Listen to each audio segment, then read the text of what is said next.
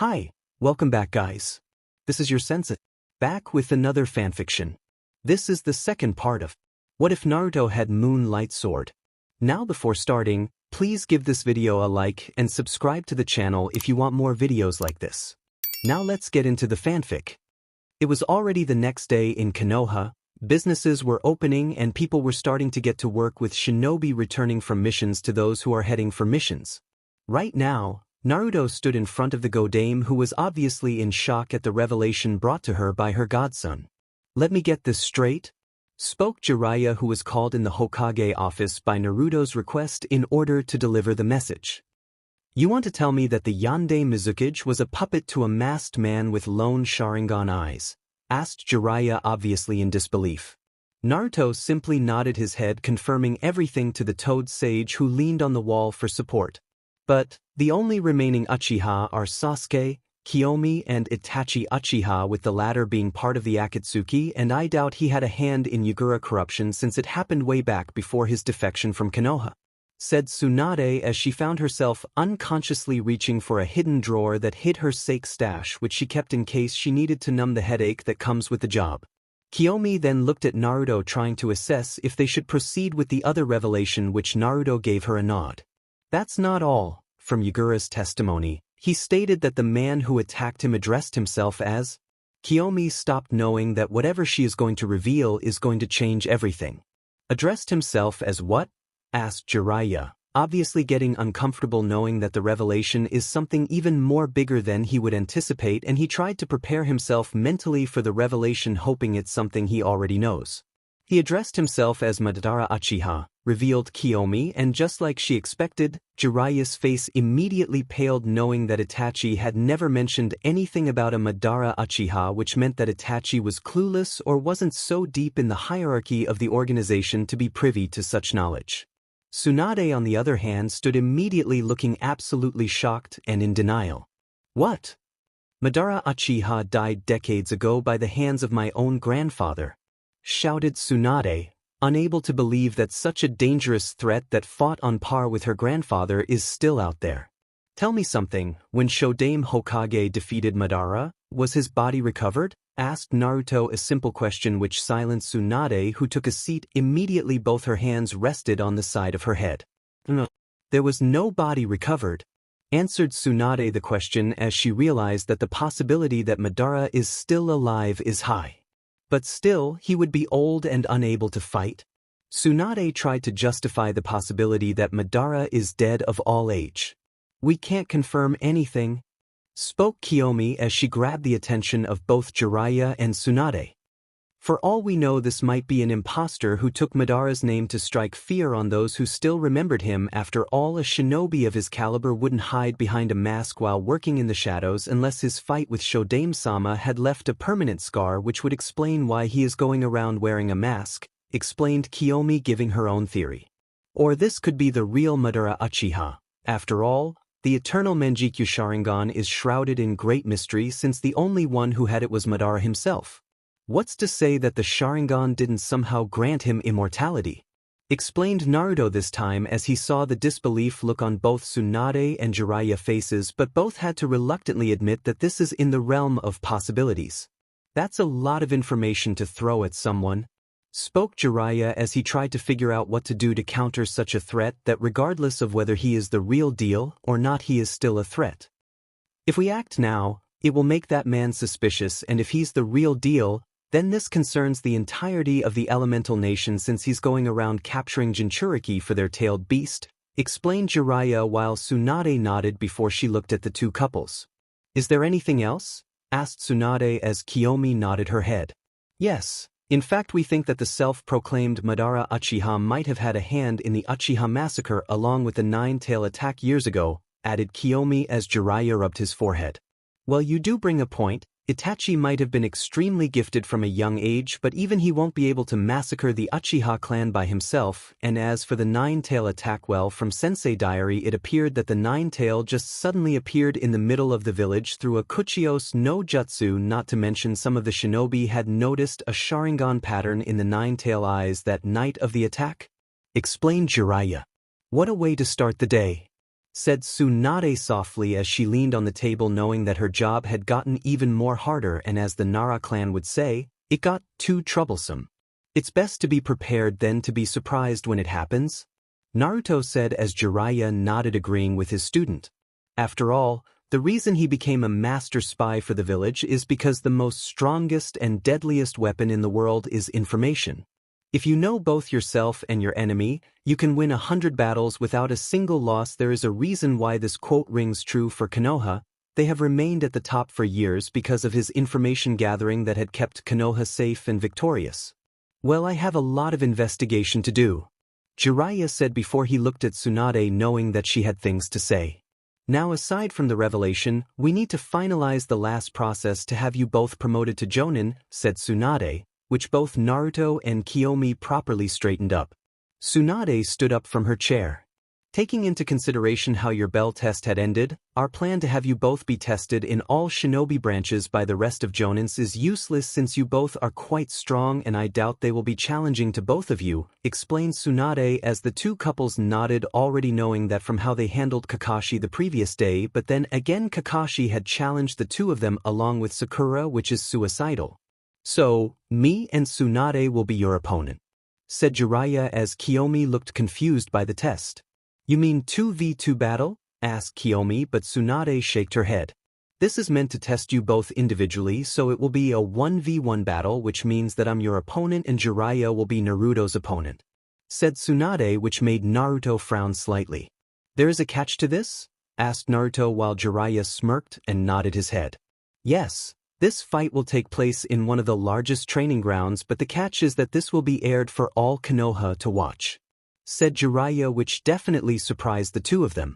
Don't be surprised, kid. You're quite the superstar among the populace of Konoha, more so with the shinobi of the village, so everyone wants to see how strong you are. It could also motivate the Konoha 11 to work hard, explained Tsunade.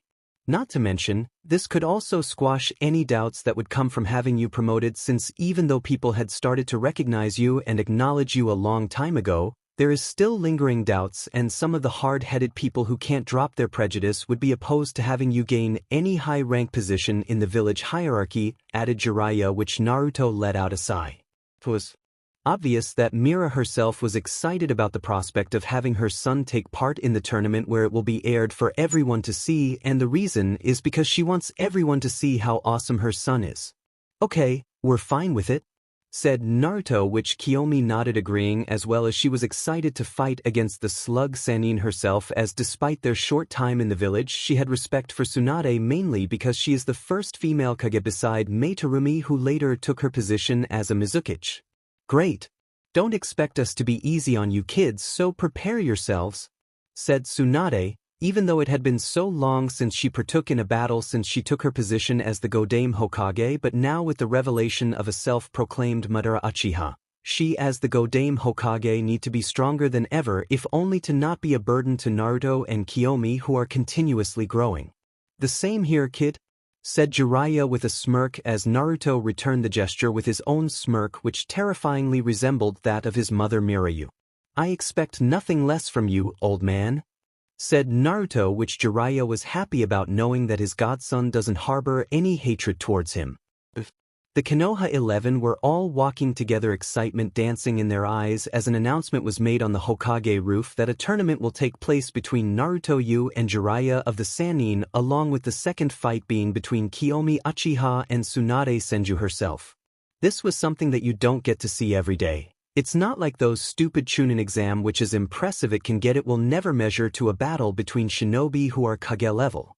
This is the kind of thing that all shinobi worth their headband could really appreciate, to just lay back and pick some popcorn and watch the show. How troublesome. Shikamaru broke into a sigh as everyone looked at the lazy Chunin who, despite looking troubled his eyes, said another thing.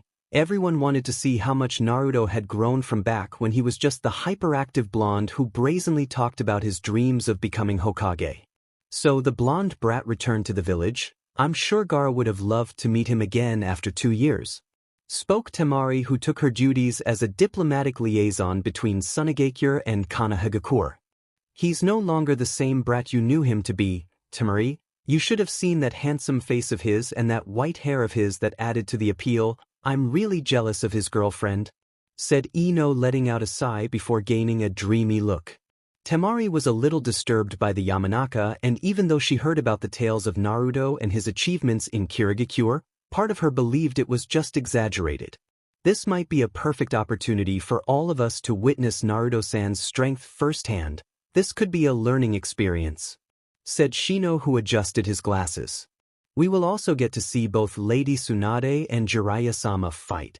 This is something that Lord Hayashi had been eagerly waiting to witness himself, said Niji, obviously having seen his uncle getting secretly excited at the idea of witnessing a fight with such magnitude. Naruto-kun sure is strong F for Lady Tsunade to have him fight Lord Jiraiya, said Hinata shyly, having not gotten over her habit of stuttering, especially that she is currently unable to get over her own feelings for Naruto despite knowing she had no chance to win him over.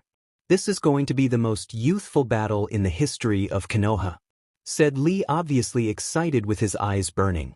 Sakura, on the other hand, was slightly jealous. She knew that Kiomi was superior than her in every way for Tsunade to fight her.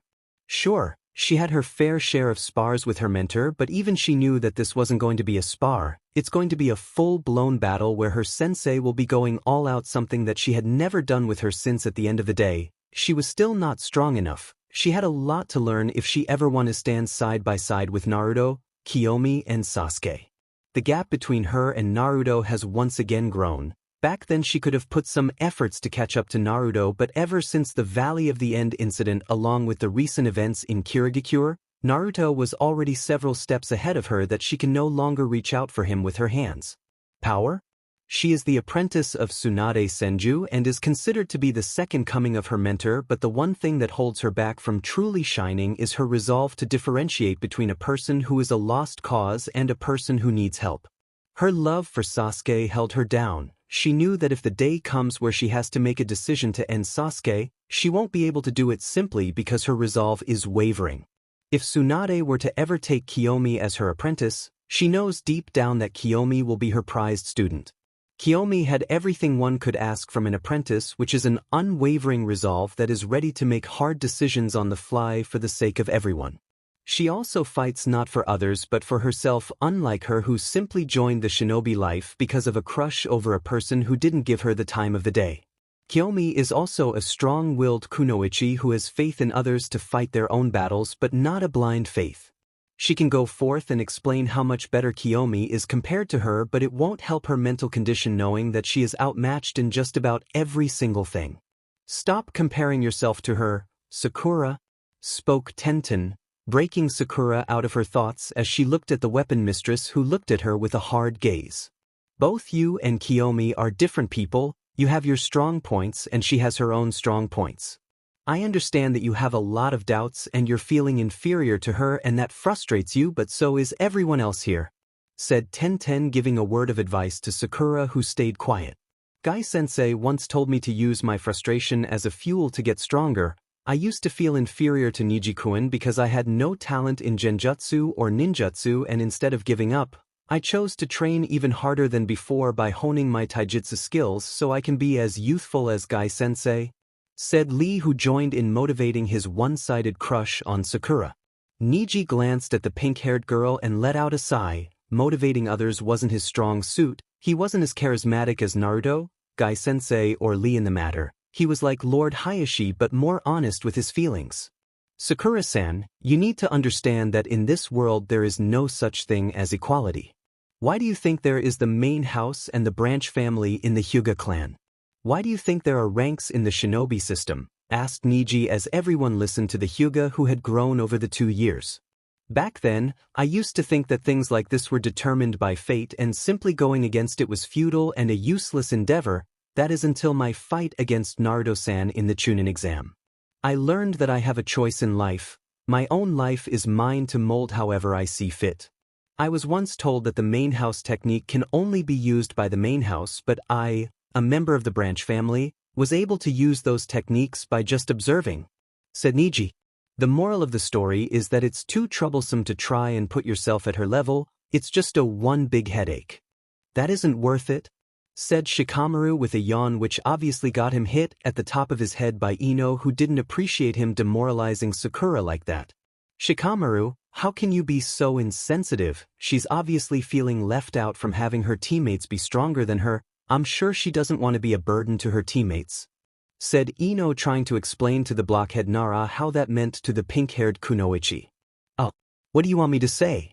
Motivating others is way too troublesome, and besides, she is the apprentice of Lady Tsunade, one of the 3 sen. She is already stronger than most of us here, so I don't see a reason for her to sulk over something as trivial as that, said Shikamaru. Obviously being a Nara, he didn't have any grandeur ambitions such as becoming the best, so he was unable to understand Sakura's sentiment. Everyone had gathered into the Chunin arena as everyone took their seat on the chairs ready to witness a battle that they doubted they would ever get to witness in their lifetime.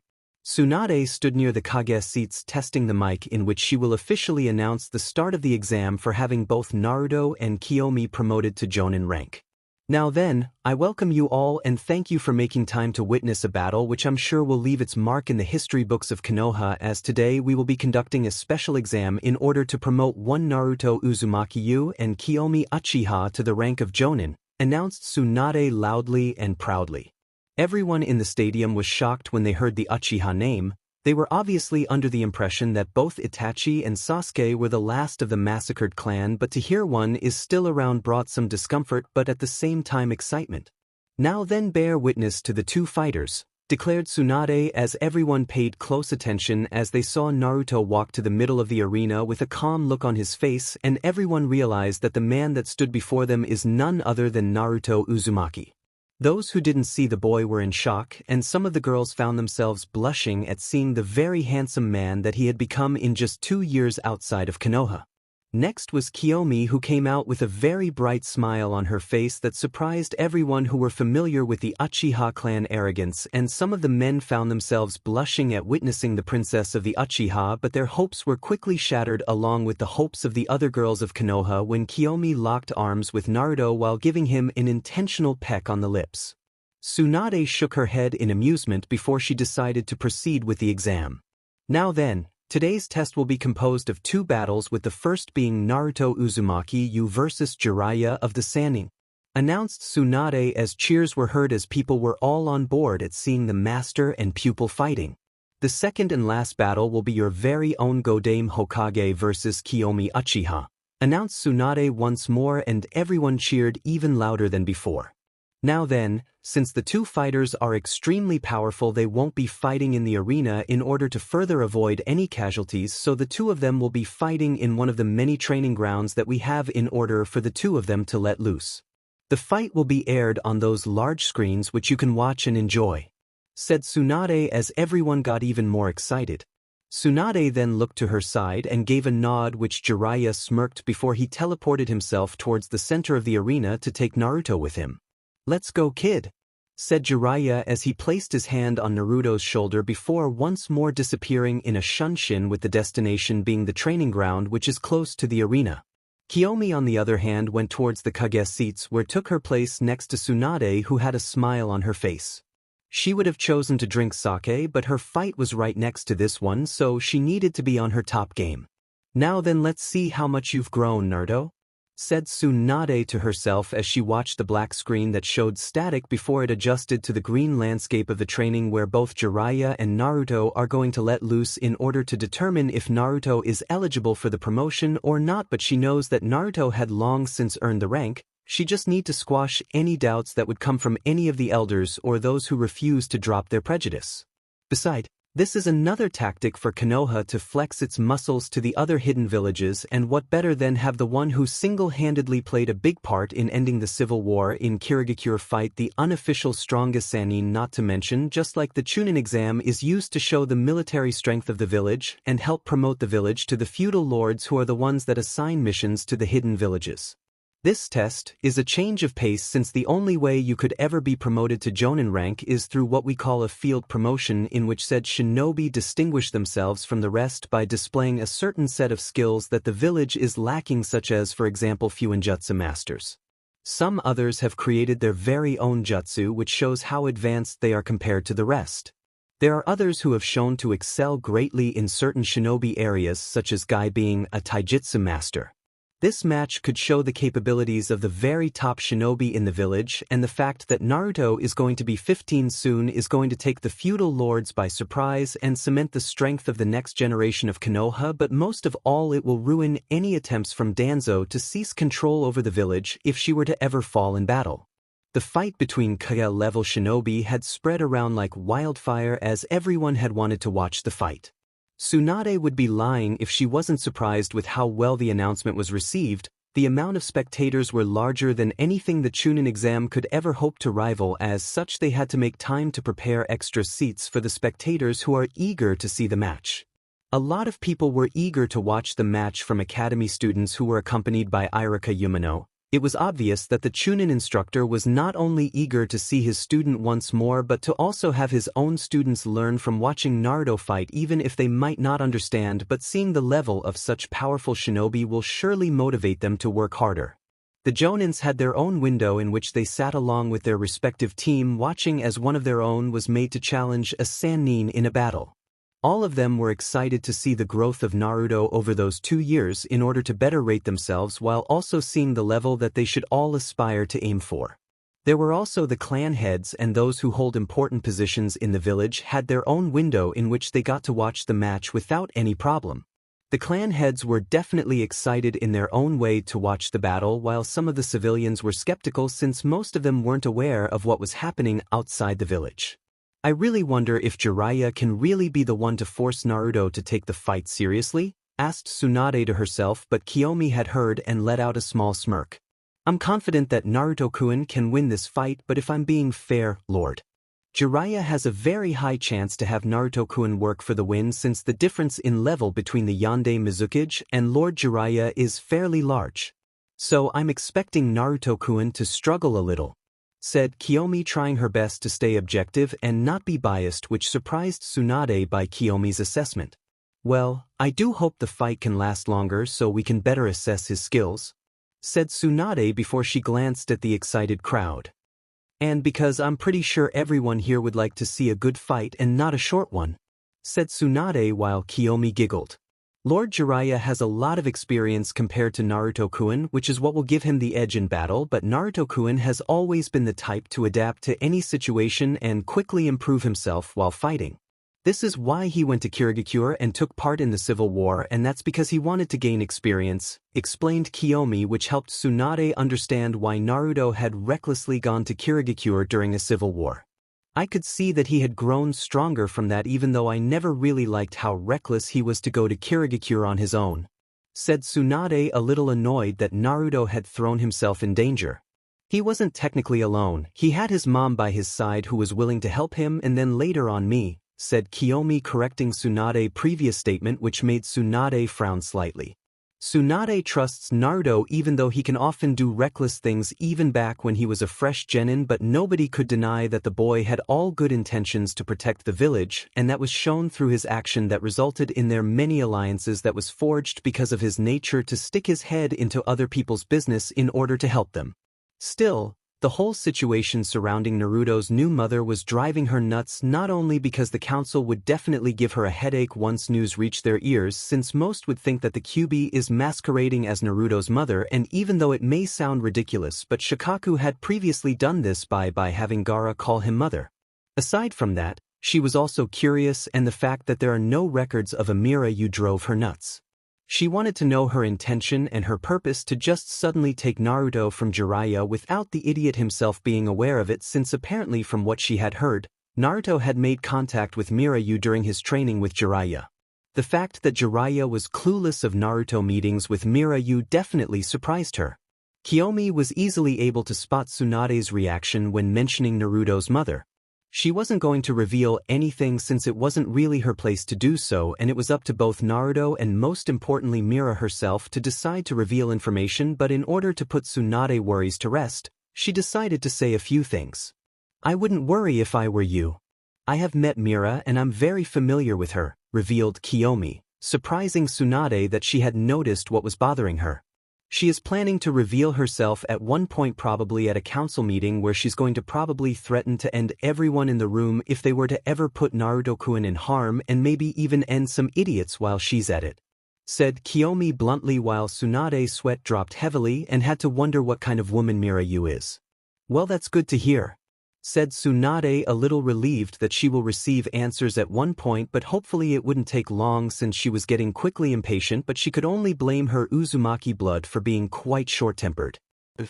Naruto stood at the training ground, his eyes darting everywhere, carefully assessing his surrounding area and trying to find anything that stands out or doesn't stand out, since he knew that Jiraiya is a spy master, so the guy will probably use surprise attack to get advantage in their battle. Naruto was not really concerned when fighting against Jiraiya. He knew he was stronger than Jiraiya since he is capable of a lot of destructive feats which he had demonstrated the previous day in the bell test. He wasn't overconfident nor arrogant to believe that the battle will be easy, but rather he knew that Jiraiya will be a tough and an annoying opponent to deal with, but if he gets rid of any hiding spots that Jiraiya might try to use, then it will be Jiraiya's loss. In terms of physical strength, he was clearly superior considering the harsh training that he had endured under his mother training regiment. The only thing that would cause him trouble would be the toad summoning, especially the synchronization between Jiraiya and Gamabunta, which he had witnessed in their fight against Kabuto and Orochimaru during the search mission for Tsunade, but as long as he can avoid it, he is guaranteed a victory since those require a crazy amount of chakra consumption. He also has his Chariok up his sleeve, which in itself is quite powerful and will put him at the level of the likes of Hashirama Senju, who's considered to be the most powerful shinobi that to this day is unrivaled, but that was all due to the man's wood style, but that's beside the point. "Are you ready, kid?" asked Jiraiya in a firm tone, apparently having gotten the resolve needed to fight his former student into a battle. "I'm ready. As long as you don't underestimate me, this battle might be the hardest and most challenging, so don't take me lightly," said Naruto, warning Jiraiya that he won't tolerate him underestimating him, which Jiraiya had nodded his head at. Naruto immediately pulled Bangxian from its sheath. It was a little bit overkill to pull a national treasure from the beginning, but Bangxian was the family heirloom of the Yu clan, so he used it with pride. Jiraiya, in response to Naruto drawing his sword, immediately took a fighting stance. Naruto immediately launched himself towards Jiraiya at a surprising speed, which took Jiraiya off guard. Jiraiya had reacted by hardening the hair on his head and shooting a multitude of hair senbon at Naruto, who wasn't the least bit surprised since this was one of the basic techniques that Jiraiya tended to use in any of his fights. Naruto immediately displayed his superior swordsmanship by parrying all of the senbons even when Jiraiya had increased the speed, but he could only keep the technique for a few seconds before he had to stop, noticing that not even one of his hair senbon had hit Naruto at all. Naruto, seeming unfazed by the previous attack, had continued moving forward with his speed not even slowing down as he launched an overhead slash that Jiraiya had immediately reacted to by jumping away just in time as his sword impacted the ground, causing the ground to be split in half, followed with a large crater, but not to the same intensity as his Heaven Splitter. Scary. What kind of training did he undergo to get this ridiculously strong? Jiraiya thought as he tried to suppress the shiver that went down his spine as he then weaved through hand signs. "Fire release, flame bullet," Jiraiya declared as he had gathered oil in his mouth and spit it out before igniting it. This resulted in a flame bullet to be launched at Naruto, which, in a surprising twist of event, the flame bullet that was meant to slow down Naruto or at the very least wound him a little was cut in half by Naruto's sword. Due to Jiraiya's surprise, he wasn't able to defend himself properly as Naruto appeared and did a diagonal slash that cut through Jiraiya's shoulder to waist, but it was a shallow cut since Jiraiya had did a seal-less substitution jutsu that resulted in a trunk to take the full brunt of the attack that shattered it. The crowd was roaring in excitement. It was only a few minutes in the battle and things were already getting exciting. Some people were expecting that Jiraiya would be the one to overwhelm, but at this point it seems that Naruto was the one who was overwhelming Jiraiya. All the attacks launched by Jiraiya were being parried away easily by Naruto, who was not even fazed by its lethality. The fact that Naruto had even split a C-rank fire jutsu had sent the crowd into a frenzy of excitement, especially the kids at the academy, who were the most excited out of everyone. "That's nuts. I thought the rumors about him were just an exaggeration, but to split a C-rank fire jutsu is insane. Asuma was the one to comment as his cigar that was resting in his mouth had fallen on the ground because of his shock. Despite being a wind user, he happens to know quite a good number of fire jutsu, and the flame bullet was not a technique to sniff at since his father, the Sandaime Hokage Hiruzen Sarutobi, had used this technique quite often when in battle, so he knew that it was a very powerful technique. Amazing! I don't think I can ever do that, said Kiba in amazement. He can't even do something as cool as that. He knew Naruto was in a league on his own, and it frustrated him a little to say the least. So that's the level that he had achieved as expected of Naruto, who has a penchant for surprising us and surpassing our expectation, commented Niji, who was able to regain his bearings and smiled, acknowledging Naruto's strength. How youthful! I will train very hard in order to one day be able to cut a C-rank jutsu with my bare fist, and if I can't do that I will do 10,000 push-ups with one hand, and if I can't do that, Lee seemed to start ranting as he had gotten excited over seeing Naruto cut a flame jutsu with his sword and was determined to do the same thing but with his bare hand. That's right, Lee-kun. Naruto-kun has shown us how youthful he is. It's only natural that we respond by displaying our springtime of youth. After all, Konoha will need its new master swordsman, and what better than Konoha having its taijutsu master? Guy encouraged his student as he clenched his fist with determination while everyone had decided to ignore the two of them. This is really amazing. I'm really embarrassed to say this, but I never really thought that one can cut a jutsu with a sword, said Tenten, being known as Konoha Weapon Mistress. She never really thought that swords are capable of something so amazing in her own eyes. Well, there aren't many master swordsmen in the village anyways, so we don't really know if Naruto is the only one who can pull something like that, said Ino, being amazed as well. If something like that was possible, then there would have been many swordsmen in the village, said Shino as he adjusted his glasses. It was his own way of saying that Naruto was the only one capable of such feats. Shino is right. I know a master swordsman in the village, but she is not capable of something like that. Kurenai was the one to comment as she was surprised until she managed to calm down. Naruto-kun sure is amazing, said Hinata, twiddling with her fingers as she was amazed at what she had witnessed. She realized how strong Naruto is, and she glanced at Kiomi from afar and knew that the girl was at least that capable, much to her jealousy. Sakura and Kakashi watched in astonishment. They were able to take it much better than the others because of the bell test, where Naruto had done even worse than cutting a C-rank fire jutsu. Still, Sakura could only lower her head in shame. Naruto had grown much stronger than she could have imagined. At this point she was eventually going to become a burden on him and her new teammate, who she knew was capable of at least that much. It was only Kakashi's hand resting at the top of her head that she didn't fall further into a state of self-pity for her own weakness. Naruto-kun had grown stronger, but so did you. I think you've grown quite well from back when you were unable to fight your own battles, said Kakashi with a small smile, trying his best to encourage her. Sakura had definitely grown stronger from back when she was unable to fight her own battles and had involved others in her fight because she was weak.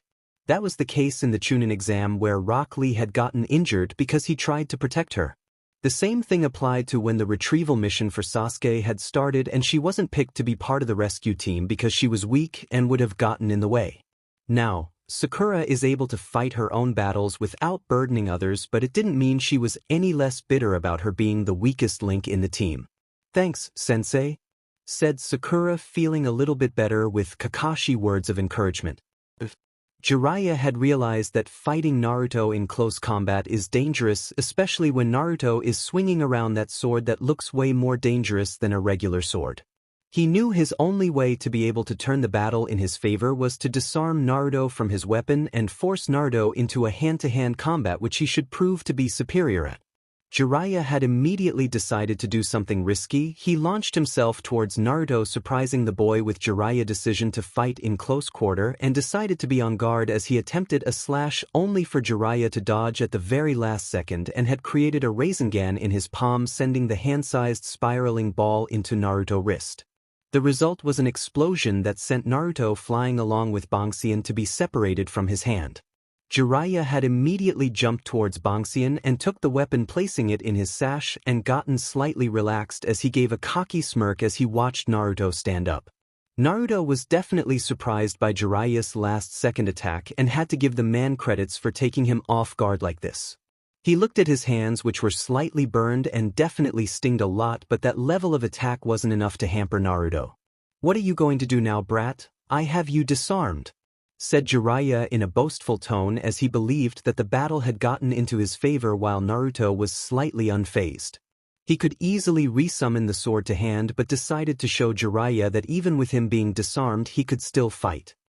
"I have to admit, that took me off guard, but disarming me won't change anything," said Naruto as he launched himself towards Jiraiya, who was definitely surprised but smiled nonetheless.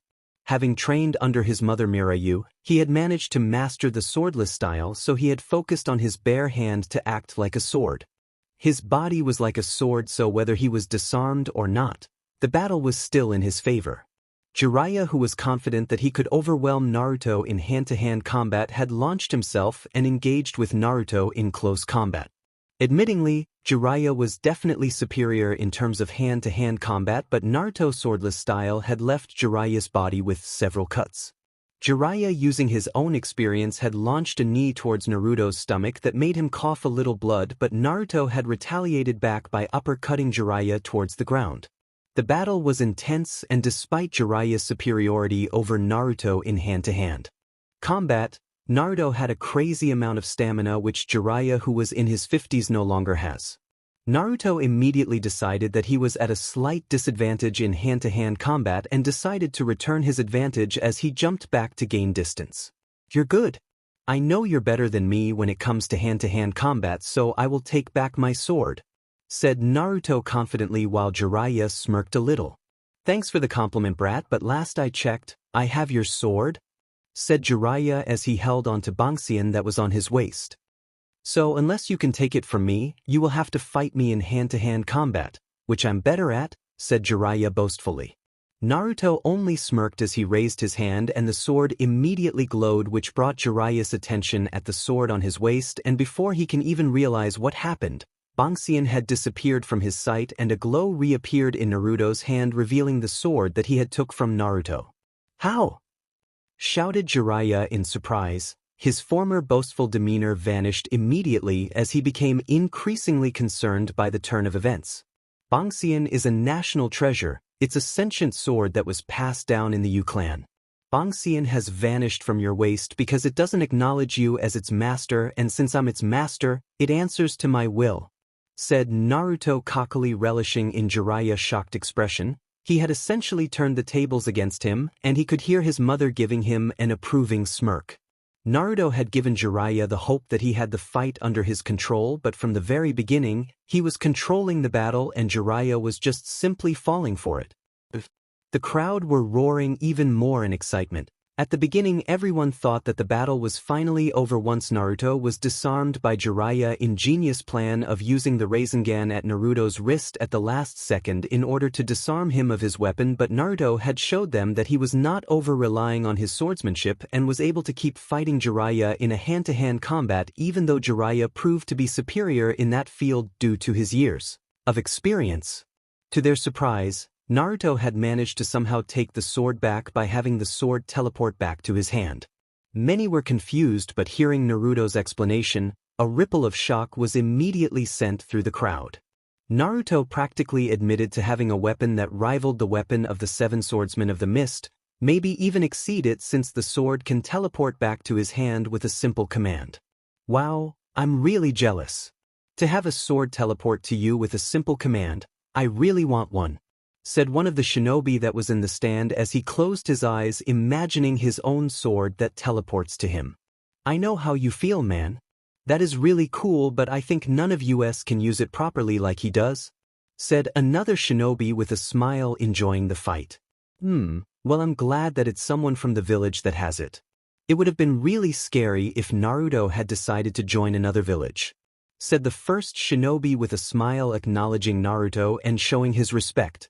"Yeah, I really feel ashamed of myself for judging him so quickly back then.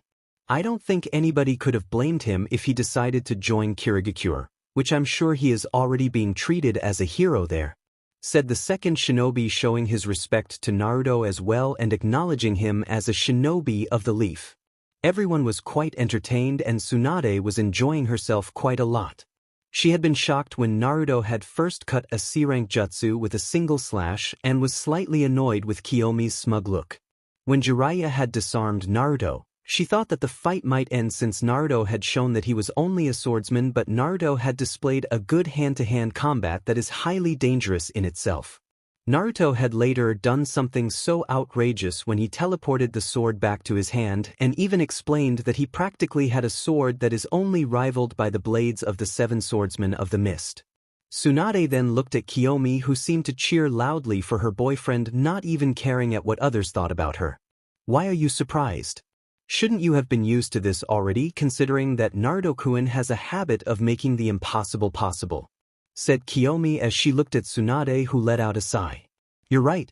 Why am I even surprised? I should have been used to this, but that's simply concerning me. His level of growth is nuts," said Tsunade while Kiyomi understood what she meant. "Can you really say that big brother Itachi had awakened his Sharingan at the age of 6 and mastered it at the age of 8 to 9? He became an ANBU captain at the age of 13, where kids his age should be genin-level shinobi," said Kiyomi while Tsunade's sweat dropped a little. "Well, you can't expect me to be surprised. Naruto was definitely strong back then, but he was only a low chunin to mid chunin at best when he's at base, and only his Kyuubi chakra and his unpredictability that managed to push him further," said Tsunade. She was by no means saying that Naruto was weak. "But you know that he has a lot of untapped potential. I'm sure that you've seen this at one point, especially when he mastered the Rasengan in a week. He just needed someone who is willing to watch over his training and not ditch him," said Kiyomi, making a jab at Jiraiya and Kakashi, as the former has a habit of going to brothels and a habit of spying on women at the hot spring for inspiration for his book. The latter, on the other hand, had his hand tied because of the council ordering him to train the last Uchiha, and his emotional problem had made him a bad teacher in the eyes of Naruto since Kakashi had thrown him to Ebisu for chakra control training. "You're right, he had a lot of potential even back then, but to think that this is the level of strength that he had achieved under a good mentor. I have to admit, Mira, you had done a fantastic job at raising him and maturing him in just 2 years. It makes me wonder what would have happened if we let him continue the 3-year training," Tsunade said, acknowledging Mira for having trained Naruto to this level of strength that he wouldn't have achieved with Jiraiya. Jiraiya had finally realized that the table had been turned against him. He knew that all his jutsu in his arsenal would prove useless against Naruto as the fight dragged on. In his base form, he was weaker than Naruto by a lot and would need to use tricks like the one he did when he disarmed Naruto off the sword, but that proved to be fruitless since Naruto can resummon the sword whenever he felt like it, so Naruto is always at his best. The only way he can gain advantage is through his summoning jutsu. He had hoped to not be forced to use it, but at this point he needed an extra hand. After all, he is Jiraiya of the Toad Sannin, which means that he is famous around the Elemental Nation for his ability to synchronize with the Toad boss Gamabunta. It's just like Naruto's father, who was known around the Elemental Nation as the Leaf Yellow Flash. He was known to use toads not only for spying but also in his battles. He was impressed that Naruto had forced him to use such force in his battle, and it showed that Naruto had grown stronger to challenge him at his best. "I've underestimated you, Naruto, but no more. It's time I show you why I was called the Toad Sannin," declared Jiraiya proudly as he bit his thumb, a signal that he was going to use the summoning jutsu. Naruto responded to this declaration by waving his sword in a circular motion that gave an illusion of several swords that overlapped each other. "Bring it, Jiraiya, I won't lose easily. I still have a lot to reveal yet, but let's see if you're strong enough to have me fight at 100%. said Naruto. As arrogant as it may sound to others, Naruto was hoping that Jiraiya would be the first to give him a good fight. Mira is much more stronger than him, so Naruto didn't include her in the list of the people since he has a long way to reach her level of strength, but if Jiraiya had proven that he is capable of contending with him, then there is a chance for him to grow stronger as well and learn something from his opponent. Everyone in the stadium knew at this moment that the warm-up was over and the real fight was about to start, and everyone couldn't help the excitement of seeing the two of them get serious. "So cool."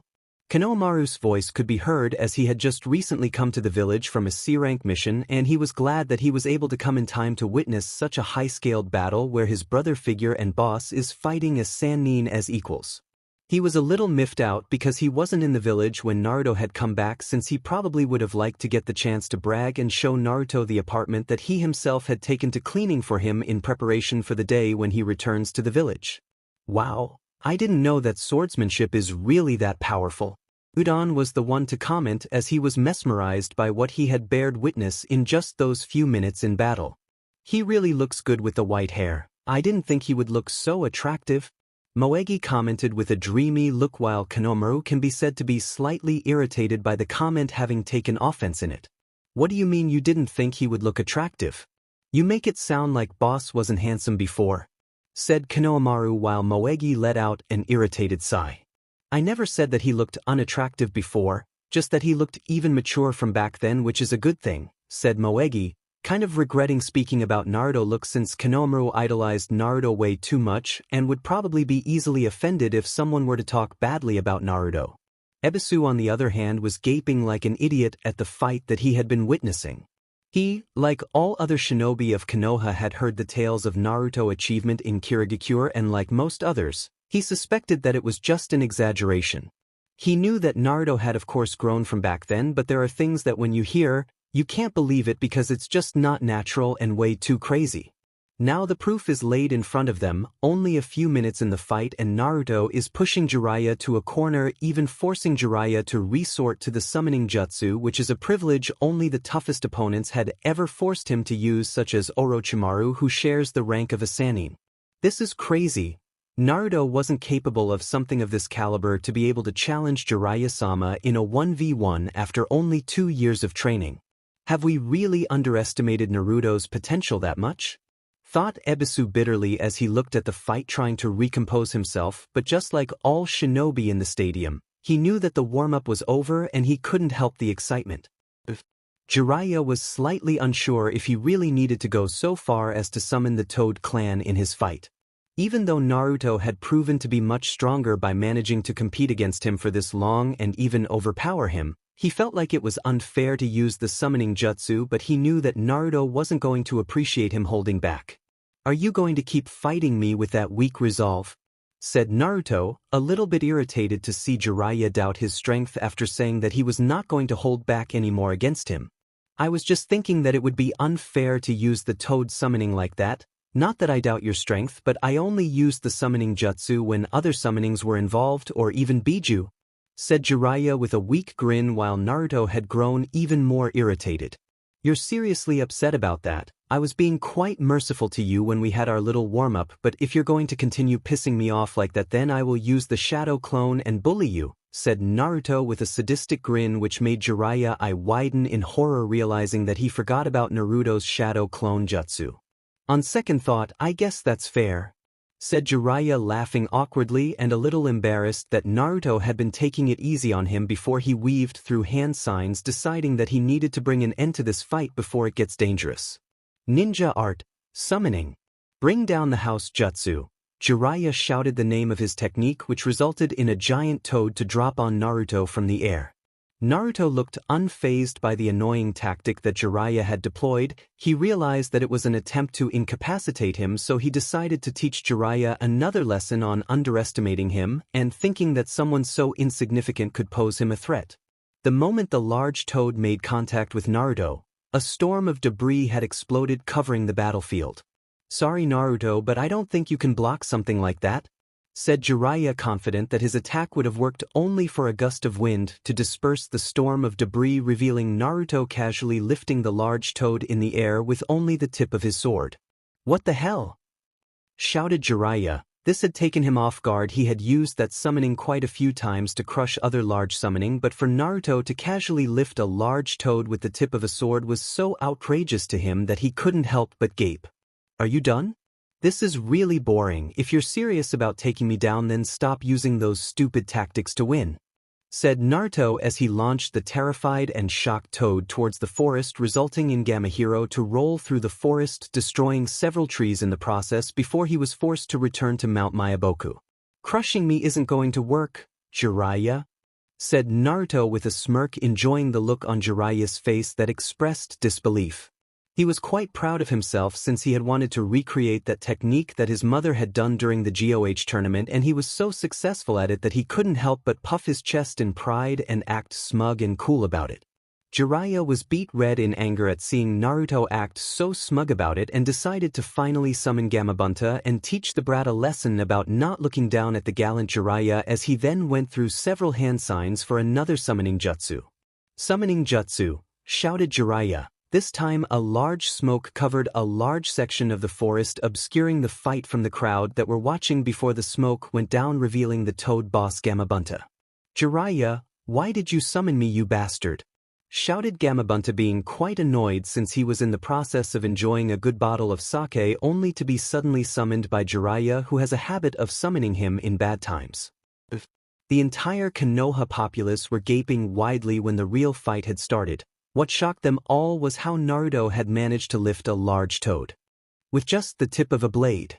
Some of them had seen how powerful the toad is during the Sound Invasion 2 to 3 years ago, and they knew it was something that they don't want to be at the receiving end, but Naruto had casually lifted the toad with ease, and they couldn't blame him for being so smug about it since they would have done the same in his place.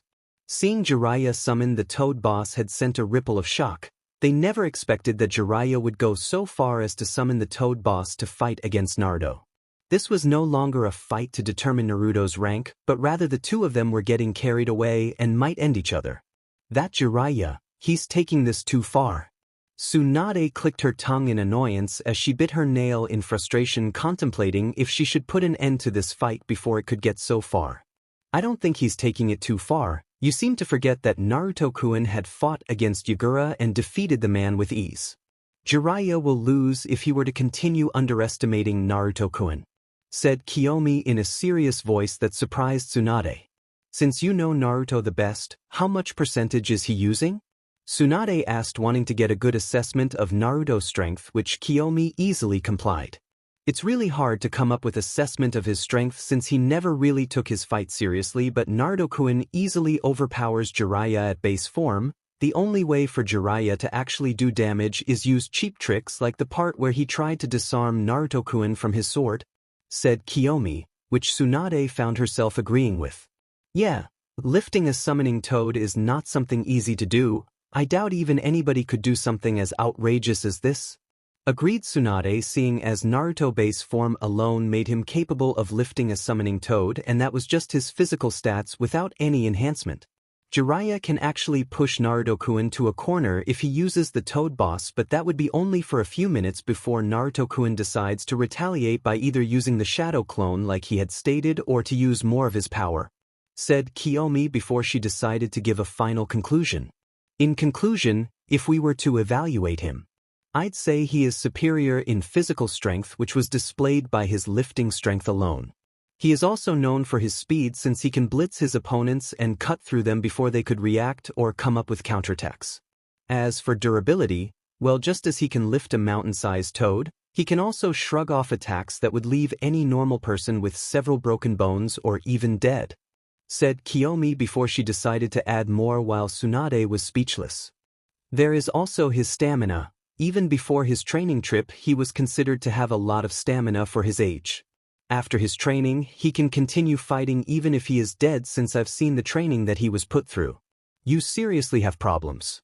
You need help, said Tsunade as she looked at the Uchiha girl who doesn't have the stuck-up attitude that resulted in her caving many Uchiha faces in the past. You're like me, but the difference between us is that I don't hide what I want, but you hide what you want. Life is short, so why should I waste my entire life trying to suppress my desires and then end up regretting it? Being a shinobi means that we live every day knowing that we might die on a mission. I'm sure you've seen many of your friends and family die and you have many regrets when it comes to them, said Kiomi, not filtering her words since Tsunade needed to hear it. Tsunade should be angry but couldn't find herself getting angry since Kiomi was right. She remembered her brother Nawaki's death, her lover's Dan's death, and Jiraiya, who had been pursuing her even when she had hit him almost all the time for being honest with how he felt about her. Without knowing it, she had been suppressing herself almost all the time. We live in a world where shinobi are sent to end for the sake of their village prosperity. We live in a world where child soldiers are a thing, where children are sent to fight in adult war. We live in a world where hidden villages create Jinchuriki for their selfish wars and then end up abusing them just because of their fear, said Kiomi as she recited the dark nature of the world they live in, which made Tsunade flinch when the word Jinchuriki was mentioned. Every shinobi has something that keeps them sane. For Jiraiya, he peeps on women and writes his smut book because that is the only thing that helps him not think about his many failures. Kakashi reads smut books in public and does eccentric stuff to keep himself sane. Naruto-kun proclaimed his dreams loudly to hype himself up and convince himself that he can become Hokage. He also did pranks around the village, from graffitiing the Hokage monument to an entire city block, to get his mind off his feeling of loneliness. You also cope by drinking sake and gambling even when you know that you're not good at it. Kiomi continued that Tsunade couldn't help but shed a small tear. Stop running away from yourself. You have a lot of people around you. I only have Naruto-kun since my entire clan are ended, my adoptive family are ended, and my 2 siblings are now a rogue shinobi with Sasuke going after Itachi for revenge. I don't know if I can save the 2 of them, which is why Naruto-kun is the only thing that gives me strength to look forward to another day, said Kiomi with a smile as she watched Naruto fight. Tsunade felt like her whole tantrum that she had thrown all those years ago to be stupid and childish. She had Shizune, who had been by her side from the very beginning, tolerating her whenever she went to gambling that resulted in her debts increasing. She had her sensei, but he was ended by Orochimaru without even having the chance to see her or even get the chance to witness her being crowned as the Godame Hokage. She had Jiraiya, who after many decades together had still loved her even when she had hit him and treated him as an idiot and a pervert, but Jiraiya so far had been honest with himself. After returning to Konoha to become the Godame, she had created many bonds that she had come to cherish. From Naruto, who had first saved her from herself and had even reminded her of her little brother Nawaki, making her even more attached to him than before. There is also her apprentice Sakura Haruno, who, while she disliked the girl's obsession over Sasuke, she still loved the girl and saw her as another daughter and had trained her so she wouldn't go through what she did. You're really wise and strong to be able to smile like that. It makes me think that I have been throwing a lot of temper tantrums in the past, said Tsunade, feeling ashamed of herself. Kiomi could only giggle at the Hokage, who smiled. Well, I have cried a lot in the past and have blamed the world quite a lot for my bad luck. I just realized that there is no way to bring back time, so I decided to simply adapt and do something with my life. Naruto-kun had also been there to give me a shoulder to cry on, and while he never cried, but his mother had always been there for him. Whenever he's around her, he's like a small child wanting her attention. The 2 of them, when left together, tend to do crazy stunts, said Kiomi, laughing as she remembered some of the many crazy stunts that were pulled by the mother and son duo. Tsunade smiled in amazement and realized that Naruto, who had watched other children enviously for having parents, had made him relive his childhood, with Mira being willing to take the role of a mother in his life. She really felt ashamed of herself for not noticing Naruto suffering. Jiraiya had taken to jumping on top of Gamabunta, who was not in the least bit amused by being summoned so suddenly. Jiraiya, why the hell did you summon me, you bastard? Shouted Gamabunta. Sorry, Bunta, but I really need help in this fight. You see, I was meant to test Naruto to see if he is eligible to become a Jonin, and well, everything I've thrown at him is useless, and if I don't take him seriously he might end me, said Jiraiya nervously as he pointed at Naruto, who didn't move from his place to allow Jiraiya to summon the Toad Boss. Gamabunta looked at the ground and was surprised to see the same blonde kid, but now with white hair. What the hell? Is that the same brat who threw a lot of tantrums? Asked Gamabunta in disbelief, which irritated Naruto quite a lot and decided to be extra harsh on Bunta. Shame on you, Jiraiya, to be overpowered by a kid so easily and to need me to fight your battle. You're getting rusty, said Gamabunta, reprimanding Jiraiya, who felt embarrassed by being scolded. Naruto decided to use Falchion, which is Lu Bu trademark hair adornment. With Naruto now using his Chariok, this meant that his stats would increase dramatically. If Jiraiya thought that Naruto was strong before, then he was in for a rude awakening when he saw Naruto using enhancement to boost his overall stats. Time's up, affairs, said Naruto fearlessly as Bunta looked at Naruto before he had to draw his sword at the last second as Naruto blitzed towards Bunta, clashing his sword against the large Yakuza sword of Bunta, resulting in a large shockwave to appear and uproot several trees several kilometers from the current battle site. Gamma Bunta felt scandalized at this very moment when he found himself being forced to crouch down as a large crater formed underneath him as a little brat the size of an ant is overpowering him. He could hear Jiraiya laughing at his expense and was planning to have a nice chat with the pervert after this is over. "What's wrong, Bunta? You were saying that I should be ashamed to be overpowered by a brat? Now you're being overpowered by the same brat," said Jiraiya mockingly while Bunta was getting angry. "F you, Jiraiya. Once this is over, me and you are going to have a long chat," said Gamma Bunta, which made Jiraiya pale a lot knowing that it won't be anything pretty. "Can you really afford to look away, you oversized frog? I'm gonna make you my new frog wallet after this and will be confiscating that sword to add it to my collection of swords," said Naruto with a grin that made Bunta and Jiraiya shiver at the situation they were put in. Naruto brought the sword behind his back for extra power and then slashed another time against the large Yakuza sword, causing a large tremor to appear while Gamma Bunta was trying to block to the best of his ability, but due to Naruto's size, it was a very strenuous task. Gamma Bunta then retaliated by a slash that sent Naruto away and into the forest, but he knew that won't be enough to harm Naruto. "Jiraiya, we need to do something before the brat comes for our heads," said Gamma Bunta, realizing that Naruto was no joke, and Jiraiya nodded. "Moonlight sword style, galaxy split," shouted Naruto as he released a slash attack that resulted in a forward vertical slash to be released, extending further than the length of the blade and uprooting more trees while at the same time wounding Gamma Bunta.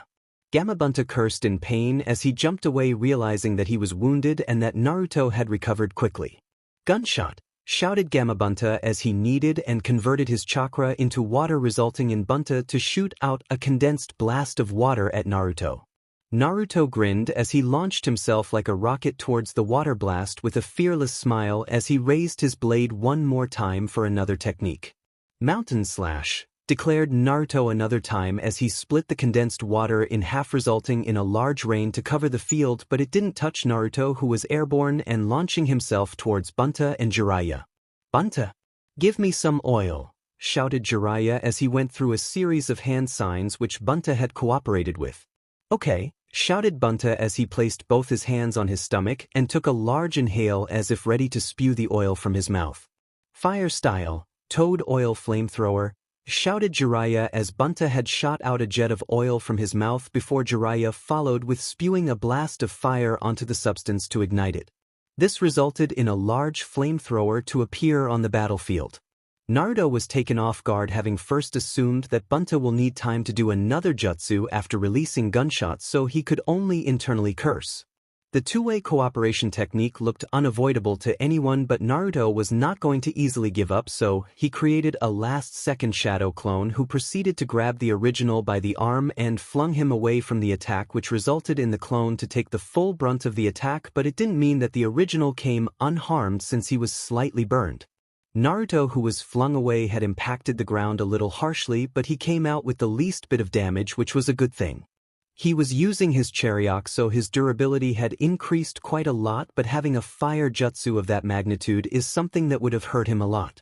Naruto then stood up quickly, ready to retaliate, while both Jiraiya and Bunta were quite surprised by Naruto's ability to think under pressure and ability to stand back. The crowd were roaring even more than what was thought possible. Everyone thought that Jiraiya had gained advantage with the Toad boss that was used by the late Yondaime Hokage to fight the Kyuubi, but they were proven wrong when Naruto used his Chariok and managed to force Gamma Bunta in the defensive for a few seconds. To be able to split attacks made by a well-known summoning clan is truly impressive. The one to comment was Hayashi Hyuga, who looked in pure awe and astonishment at the fight. Anybody would be wary of a summoning clan like the Toad clan, but to charge forward without any fear takes a lot of courage and guts. Sum Inuzuka was the second to comment, grinning in a very typical feral manner at seeing such an entertaining battle. Not to mention his ability to think under pressure is truly impressive. For him to use the shadow clone in such a manner shows good coordination between his clones. Shiba Aburame commented, giving Naruto credit for his ability to think under pressure, which not many possess. I think his lifting strength is the most impressive. I never heard of a person capable of lifting a summoning toad with the tip of a sword. If you ask me, that requires a lot of concentration that most people his age lack, said Choza, taking more interest in Naruto lifting strength and his strength in general. It really scares me how much he has grown in just 2 years. I really hope that our children could be inspired by Naruto's strength and not be easily discouraged, said Inoichi with a smile as he looked at his daughter from afar, hoping that she was watching and was being motivated. Still, I'm more curious about the weird thing on the top of his head. Shikaku brought everyone's attention to Naruto's chariot. Well, from the looks of it, this weird thing is probably responsible for his increase in stats. Probably something similar to an 8. Inner gate, since he is able to compete with the Toad boss, Choza commented, which the others nodded their head at.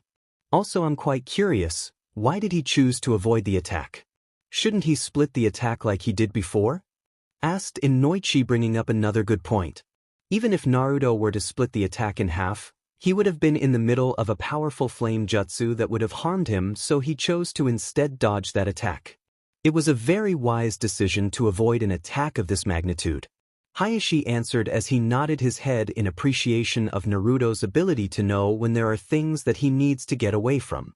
Well, at least he knows when there are things that need to be avoided. He had come so far from back when he rushed blindly in battle.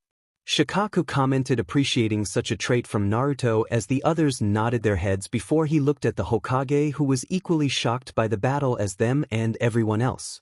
Well, I think Naruto deserves to be promoted to a Jonin. Nobody can ever complain about him being undeserving of the rank, nor can anyone deny that his achievements in Kirigakure were just exaggerated tales. Shikaku spoke his thoughts to everyone who nodded their heads. I don't think anybody can deny him that rank. Inoichi commented as he chuckled a little and pointed towards the many shinobi of the village who had a few things to say about the battle, not to mention the academy students were already getting in the mood of the fight and were doing slashing motions in the AR as if imitating Naruto. Well, at least the next generation of Konoha are highly motivated, which is both troublesome but also a good thing to see and hear, said Shikaku with a smile. Naruto might actually be able to become Hokage like he said before. He's already at the level of a Sannin and he's still, 14 or 15? Asked Choza, as everyone understood what he meant and they could already see, with the support of the shinobi of the village and some of the civilians coming along to acknowledge Naruto's strength, Naruto might actually secure his position as the Rokudaime Hokage. Naruto stood confronting Jiraiya and Gamabunta, whom he had to admit were both troublesome individuals. If they were going to continue with the same tactics of using high-scale combination jutsu, then he might have a lot of trouble dealing with them. This was the most trouble he had ever had. Not even Yagura had given him this much trouble. Then again, Yagura, despite being a very strong opponent, whenever he went into tailed beast mode, he became more animalistic even if he was in control of the tailed beast. So it was easy for him to read his movement and take him down. Naruto decided that he needed to end the battle before Jiraiya could start using more of his troublesome techniques. He then crouched slightly before he launched himself like a bullet towards Jiraiya, who was alarmed, but at the same time he kind of expected something like that from Naruto. "He's coming," said Gamabunta, as he expected for Naruto to somehow clash swords with him, but to his surprise Naruto was looking to fight Jiraiya instead, so he was able to dodge the sword strike that was aimed at him and used the steel of the blade to run on it and reach the top of Gamabunta's head. Naruto swinged his sword in a horizontal slash in an attempt to remove Jiraiya's head. Well, that's at least what others would see it, but Jiraiya was a Sannin, which meant that is comparable to a Kage-level shinobi, so dodging a sword strike is easy for him than for any other shinobi. Naruto wasn't easily discouraged as he followed with several sword swings while Jiraiya had dodged it, but Naruto was able to graze his neck, resulting in blood to leak out from his neck, but it was just a shallow cut and wasn't in the least bit life-threatening. Naruto tried to once more attack again, only for Jiraiya to open the palm of his hand, creating a Rasengan, and slammed it onto Naruto's abdomen, resulting in a large shockwave to appear, sending Naruto at light speed towards the forest, resulting in a large part of the forest to be ripped out by the sheer force of the Rasengan. The brat is really persistent. I doubt the Rasengan will be enough to wound him or even incapacitate him. If this fight continues, I might be forced to use the Sage mode, but I can't reveal that just yet. Jiraiya thought bitterly. He didn't think the time would come where he would be forced on the defensive in most of his battles. Gamabunta would have commented, but he chose to keep his eyes on the storm of debris that was caused by Jiraiya's Rasengan. He had learned that taking your eyes off Naruto for even just 1 second is dangerous. Just like the two had predicted, Naruto didn't stay down for long, as despite the severe burn in his abdomen and the blood leaking from his mouth, he was still able to stand up and smile. Tsunade, as much as she was amazed by the scale of the battle and how strong Naruto had grown in those 2 years, she realized that this battle needed to be concluded as quickly as possible. As such, she had stood up from her seat ready to take off towards the training ground to stop the battle. Naruto had already proven himself to be already qualified for the promotion to a Jonin. Everyone in the arena already got to witness that Naruto's strength wasn't exaggerated and that he's already at the level of a Sannin, maybe even more considering that he's able to fight against Jiraiya and the Toad boss Gamabunta. There was no reason to drag this battle any longer and risk having the two of them with severe injuries. She could already see that the Rasengan that Jiraiya had launched on Naruto's abdomen is going to leave a nasty burn which she could heal, but if the battle continues, this might become even more worse than just a burn. So you're planning to stop them? Kiomi asked, having predicted such an outcome from the beginning, which Tsunade nodded her head at. Yes, Naruto is already qualified to be promoted to Jonin.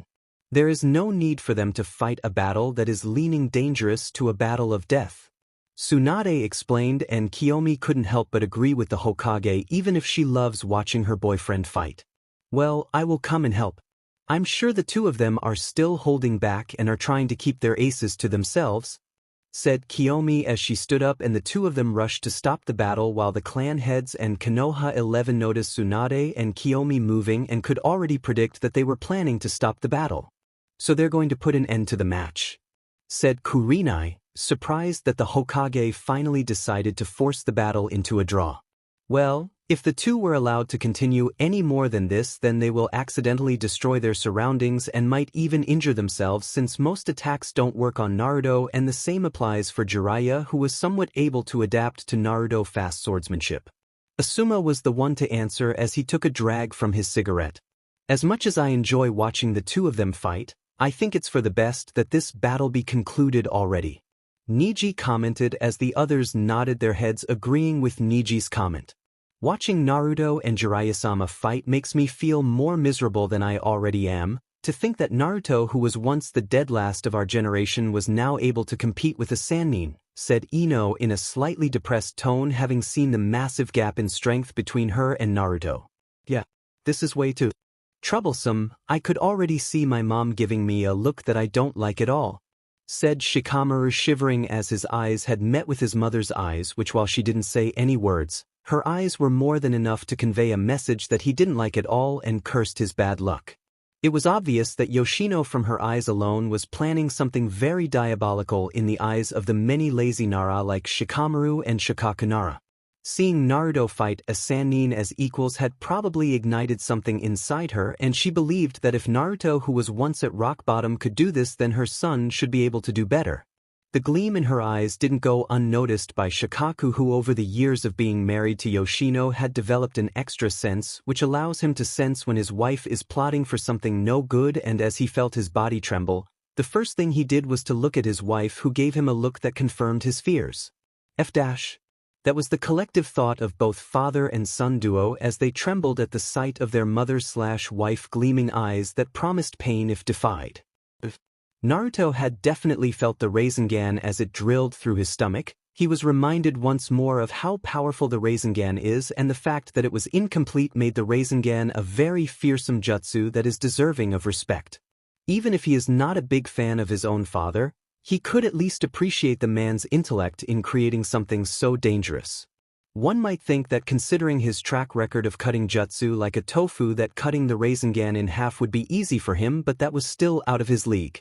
The Rasengan was a concentration of chakra that is rotating in itself, which is why when it makes contact with anything it drills through it. This was something that he can't cut yet, since in most cases it might shatter his sword. His mother on the other hand can cut the Rasengan with ease, including the giant Rasengan, but that's because his mother had a track record of cutting giant fortresses with just a casual slash. He still had a long way to go, and that made him happy that he still had more to learn. His mother had always taught him that you can find something to learn even when you think you learned everything. That is why the Moonlight sword style follows the principle that using your own techniques will make your play out as you wish. This meant that he shouldn't aim to copy his mother's technique only but rather make his own technique as well. He could already hear the approving voice of his mother commending him for being open-minded and for having learned a lesson from the fight. That hurt, you know. I think I will repay you back tenfold for that wound on my abdomen, said Naruto with a grin which made Jiraiya shiver. Stay focused, Jiraiya, said Gamabunta being highly on guard. He never once thought that Naruto, who always made a fuss back when he was the blonde-haired kid who wore that orange attire that was way too eye-catching for a shinobi to wear, would pose such a threat even to him. That's enough. Tsunade shouted loudly as she arrived just in time to stop them from resuming the fight. Naruto and Jiraiya looked at the ground to see Tsunade and Kiomi standing. Tsunade-heim? Why are you here? Asked Jiraiya in surprise, not thinking that Tsunade would interfere in the fight. I'm here because you two morons are going to end each other if left to continue fighting. Naruto had already proven himself to be qualified for the promotion. We've seen enough of his abilities, said Tsunade, which Naruto let out a sigh and agreed. He didn't want to reveal any more of his hand to everyone. It was already bad enough that he was forced to reveal his chariot, which a lot of people will already be asking about, but at the very least he didn't use the full potential of his chariot in the fight and would probably be able to come up with a story to cover up its existence. His sword Bongxian, on the other hand, wasn't really a concern since nobody can take it from him, since he can teleport it back to his hand from anywhere around the world. Even Ceiling can't keep Bongxian away from him as long as his sword can teleport even when they're left in another dimension, which was something his mother had told him about. That's a relief. As much as I hate to admit it, if you didn't interfere things could have gotten worse for me, Jiraiya admitted, since he had bore witness to Naruto's quick adaptability and overpowering strength scared him quite a lot. He knew that Naruto can do even worse, but he was suppressing himself a little to avoid revealing his cards so early on. The only way he could have gained advantage and even came out victorious was through the Sage mode. This was the only card that could have given him the victory, but he was not really confident that it would have lasted long since Naruto would have adapted to him and beaten him. Naruto was already a Kage-level shinobi and he was still in his early 15s. If allowed to reach his prime, then he will be the strongest shinobi and swordsman in the history. Well, I will be returning to the mountain for good sake, muttered Gamabunta, being quite relieved that the fight is over since he still had that cut on his chest that he received from Naruto before he looked at Naruto. Hey Naruto, do come to Mount Mayaboku for a drink. Something tells me that drinking with you is going to be more enjoyable than with the pervert sitting on top of my head, said Gamabunta with a grin which was matched by Naruto. I will make sure to free some time for a drink, said Naruto, accepting the offer, which made Gamabunta pleased and Jiraiya irritated by the comment. Speaking of the pervert, I will drag your ass to Mount Mayaboku for your funeral, so enjoy what little freedom you have left before I get my hands on you, said Gamabunta, which made Jiraiya pale like a sheet of paper before Gamabunta left to Mount Mayaboku, leaving Jiraiya to fall to the ground.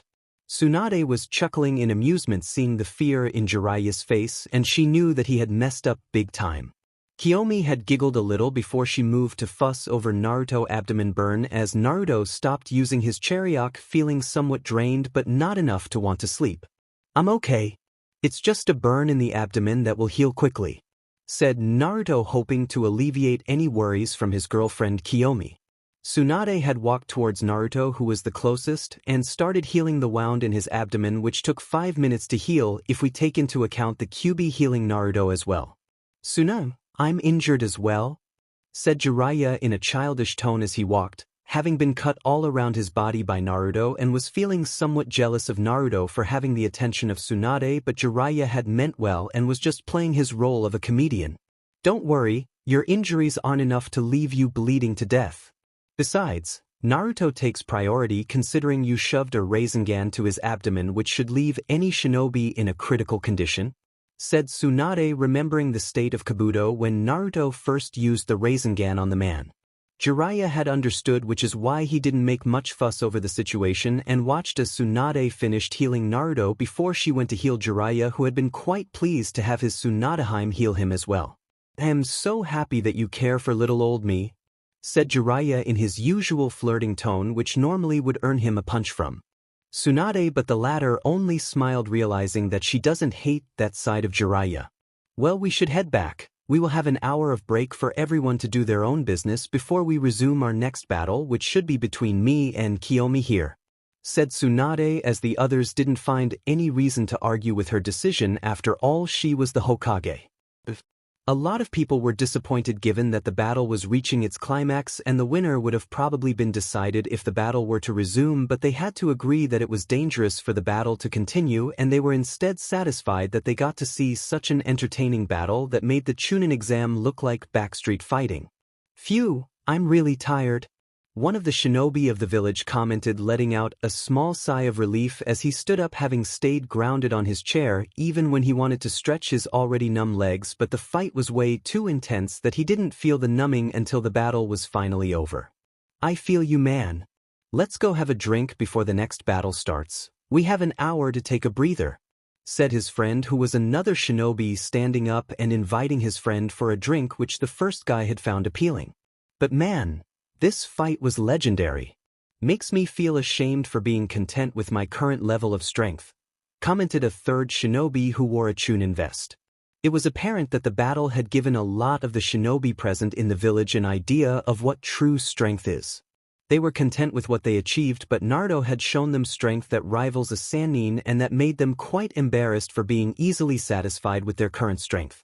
"Now I'm even more glad that Naruto is still a Konoha shinobi, or we would have been screwed in more ways than one," commented the second shinobi, which his two other friends had wholeheartedly agreed to.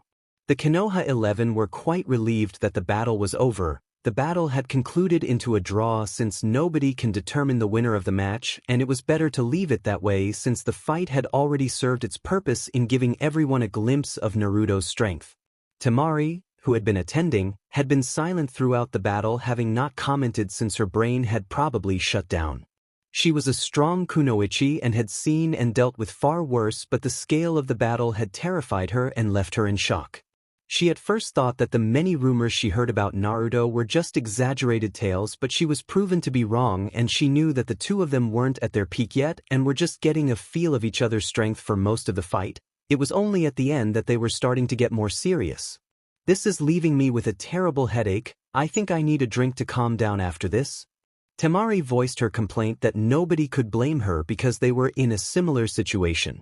Niji gave her a sympathetic look. Others like Kiba, Lee might not think much about the fight aside from seeing it as a source of entertainment, and in Lee's perspective it was a source of motivation, but for smart people like them who likes to observe even the most stupidest and tiniest details, the fight was beyond their wildest dreams. In such a situation, they needed some sort of time out to clear their thoughts, which is why some would need a drink to numb the headache, such as Temari, who was already standing up and was dragging an unamused Shikamaru to buy some alcoholic beverages. "To think Naruto, my rival, would surpass me like this?" said Kiba, mulling over his defeat, as Naruto had displayed strength that not even he can match. His bold claim had earned him looks from Konoha 11. "Rival? That's such a very bold claim, Kiba-san. Naruto far outclasses you even before the training trip." Shino bluntly responded to Kiba's bold speech, unknowingly shattering Kiba's pride without even feeling any ounce of sympathy. "Denial isn't a good thing for one to have, Kiba-san. We must always know our limits," Niji added to Shino's comment, making Kiba crumble in front of everyone. "You bastards! Can't a man have his own dreams?" yelled Kiba in frustration at seeing such an inconsiderate teammate and comrades, but apparently he was ignored. "Wait, now that Naruto is no longer the dead last, does that mean Kiba is the dead last?" Ino brought a valid question, making Kiba feel even more miserable by the second. "I think Kiba-kun is strong," Hinata said meekly, making Kiba beam at seeing one of his teammates not easily betraying him. "Even though he is still no match for Naruto-kun," said Hinata, as just as she raised his spirits, she had shattered it once more in a few seconds without even knowing it. "You're more cruel than the others, Hinata," thought Kiba as he sulked on the ground as the Jonin watched with a hint of amusement. That's enough. This is supposed to be a learning experience. Naruto's strength should be something you all should strive for and not put each other down," said Asuma, deciding to end this before a commotion could start. "Can we even do that?" asked Choji, feeling outclassed by Naruto, especially when he saw Naruto lifting a large toad with the tip of a sword. He can never do that even if he uses his family expansion jutsu. "We're not asking you to reach his level, but rather look at improving and become a better version of yourselves." In only 2 years, Naruto achieved strength that put him at the level of a Sannin. "I don't see why none of you should be able to grow stronger," said Kurenai, deciding to interfere and correct them before they misunderstand them. "Everyone has their own pace. Don't rush because it would be unyouthful if you end up badly injuring yourself," said Guy, giving his own wisdom, which made him receive many stares. Says the guy with the ridiculous training regiment. That was the collective thought of just about everybody who heard Guy's claim. The only one who seems to be on board with Guy is his copy Rock Lee. It was obvious that regardless of the current power gap between Naruto and them, they still felt motivated and determined to one day grow stronger and reach their potential just as Naruto did. Even if they can't compete with Naruto, at the very least they can work hard to not be a burden on him. Being a burden on Naruto was the last thing any of them wanted. Naruto had proven to them that with dedication and training you can achieve your goals, and they will do the same by training even harder than before. Naruto had quickly made it back to the arena, being clapped by those around him as they cheered from him, acknowledging the strength that he had just displayed right before their eyes. For the old Naruto, he would have obviously relished in such attention and acknowledgement and would have paraded around the arena. The current him acknowledged the praises, but he wasn't interested in what they thought about him. He was past the phase where he thought about how others felt about him, but now he doesn't care if he is perceived as the most evil person in history as long as his mother, Kiomi, Tsunade, and a few others of his precious people remained by his side. That is all that mattered to him. His mother had once lost her memories and was brainwashed into committing a lot of mass genocide. Her now husband Dewi had spent years chasing after her in order to save her from the brainwashing, and Morihjin, despite his emotional problem when it came to the end of his grandfather Taijin, he had also went after her to bring her back and save her, and at the end, she was ultimately saved by her husband Dewi. When his mother, Dewi, and Mori were made into criminals and had people throw rocks at them, all that mattered to her at the time was her family, her now husband Dewi, and her best friend Morihjin. In a way, you don't need to have all people love you to be happy. As long as you have just one person who is willing to go through hell for you, then that's what matters. Naruto had finally understood why his mother can easily smile after everything she had gone through. She had a few people that stuck by her side till the very end, and she was happy with what she had and didn't care about others' opinion. "I thought you'd be excited when hearing the cheers?" asked Jiraiya, being surprised that Naruto isn't running around enjoying the attention, which he would have done if he was in the brat's place. "It's the feelings of those that mattered to me that I only see and hear. The others are only background noises for me. I'm not looking at being another hero for Konoha, but I'm intending to fight for the village regardless, and I will fight for what I believe in even if others are against it, because I know that those that mattered to me will have my back," said Naruto with a content smile which surprised Tsunade and Jiraiya with his maturity, and looked at each other before giving their own smile. "When did you get so good with words? And I was seriously hoping to pass my legacy to you," said Jiraiya as he let out a sigh only to feel ending intent at the back of his head. "Does passing your legacy include peeping on women and writing smut books?" "Not on my watch, Jiraiya. If you ever taint him with your antics, I will castrate you," threatened Tsunade with a glare which made Jiraiya flinch and raise his hand in a placating manner. "Chill, Tsunanam, I would never do something so shameless," said Jiraiya, which earned him a glare from Tsunade. "You speak as if writing one of the biggest smut books in the elemental nation, which contain many of your victims that you had shamelessly peeped on, isn't shameless." Tsunade spat in slight disgust while Jiraiya sweat dropped, realizing that wasn't a wise thing to say. The two started bickering like a couple, or rather Tsunade was reprimanding and threatening Jiraiya while the latter was her biggest simp, trying to please Tsunade while failing terribly. Naruto and Kiomi could only watch blankly before deciding that they had better things to do than get involved in a lover's quarrel. Naruto's fight against Jiraiya was a hot topic between the shinobi of the village as well as the regular citizens of Konoha. Everyone had fully realized how outrageously strong Naruto is to fight against Jiraiya of the Sannin, who was rumored to be the strongest among his two fellow Sannin. Everyone had debated whether Jiraiya was holding back or not, but it can be said that Naruto had more or less fought almost the entire battle using only his superior kenjutsu, and at the end he resorted to his chariot, which made him clash against the Toad boss, a feat not many can pull off. One thing both sides could agree on, and that they're quite lucky that Naruto is still willing to stay in the village to protect it instead of joining Kirigakure, where he is guaranteed a high-paid salary as well as a good position in the village hierarchy, which would automatically get him recognition from the populace of Kirigakure. Naruto's loyalty was now unquestionable. For the citizens of Konoha who still harbored some resentment towards the Nine Tails container had started to review their own opinion on Naruto, although some can be considered to be hard-headed and are unable to adapt to the change or accept that they were in the wrong. For the shinobi of Konoha, a lot of them had already started to view Naruto in a positive light during the finals of the Chunin exam. They were shinobi, as such they knew that the seal in Naruto's stomach was made by their beloved Yondaime Hokage, who was taught by the seal master Jiraiya, so they knew that Naruto wasn't going to be easily influenced by the Kyuubi.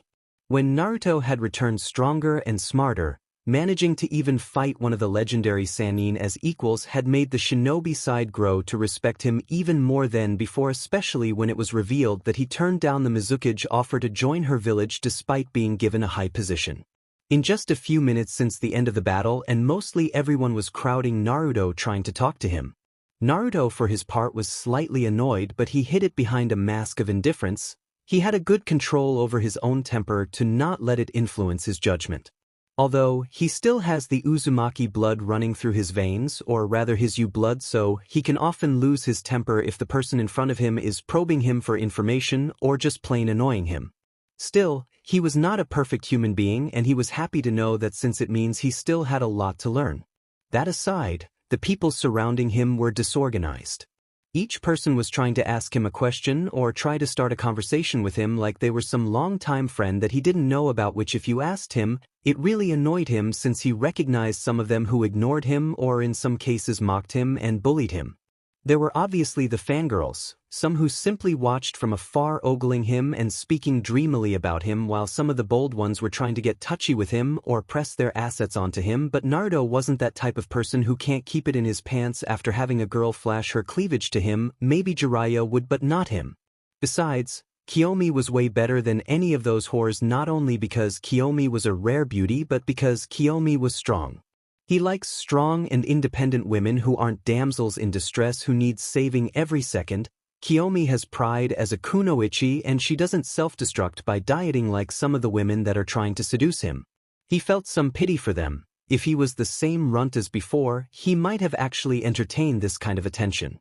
Being formerly the boastful person that he was, he probably would have sat there with a smug look and started his exaggerated tale about his great exploits in Kirigakure. Now, he is no longer the same immature child who craved attention and acknowledgement at the expense of his own reputation around the village. He didn't need them anymore since he had his precious people like Kiomi and other individuals. After all, if those people couldn't be there for him when he's at his lowest point in his life, then they don't deserve to be around him when he's successful. A friend who understands your tears is much more valuable than a friend who only knows your smile. This was something that his mother had once told him in the past. When she was training him, she had made sure to clear his misconception about a lot of things, that includes about the people he once called his friends. One thing people seem to misunderstand is friendship. One doesn't need to have several friends to be truly happy. Having at least one or two was more than enough. Mira had only 2 friends, with one of them ending up becoming her husband, while she was acquainted with several people like Ilpio, Sujin Lee and other people, but they weren't among the circle of her friends. This is why you don't see him going around trying to make others happy at the expense of his own happiness, because this wasn't charity. A real friend or lover would share your pain, your happiness, sadness and anger, not the type who only knows how to receive from you but isn't willing to give anything back. This is why he is often blunt and never once sugarcoats things, and he isn't going to apologize for it or let himself be swayed by others. This had been one of his main problems in the past. He always caved in and did things he didn't want to because he wanted the other side to acknowledge him even if he was in the right. Naruto let out a sigh watching as the people surrounding him are trying to pry for information that they aren't entitled to know about. He knew some of them couldn't help their curiosity since he went from the dead last of the academy to a Kage-level shinobi in 2 years.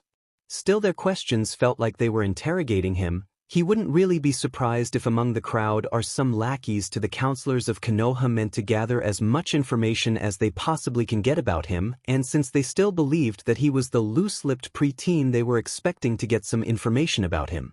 That aside, Naruto still considered this to be rude of them whether it was intentional or unintentional. Most of the crowd even consisted of shinobi, and it made him wonder what they think shinobi actually means.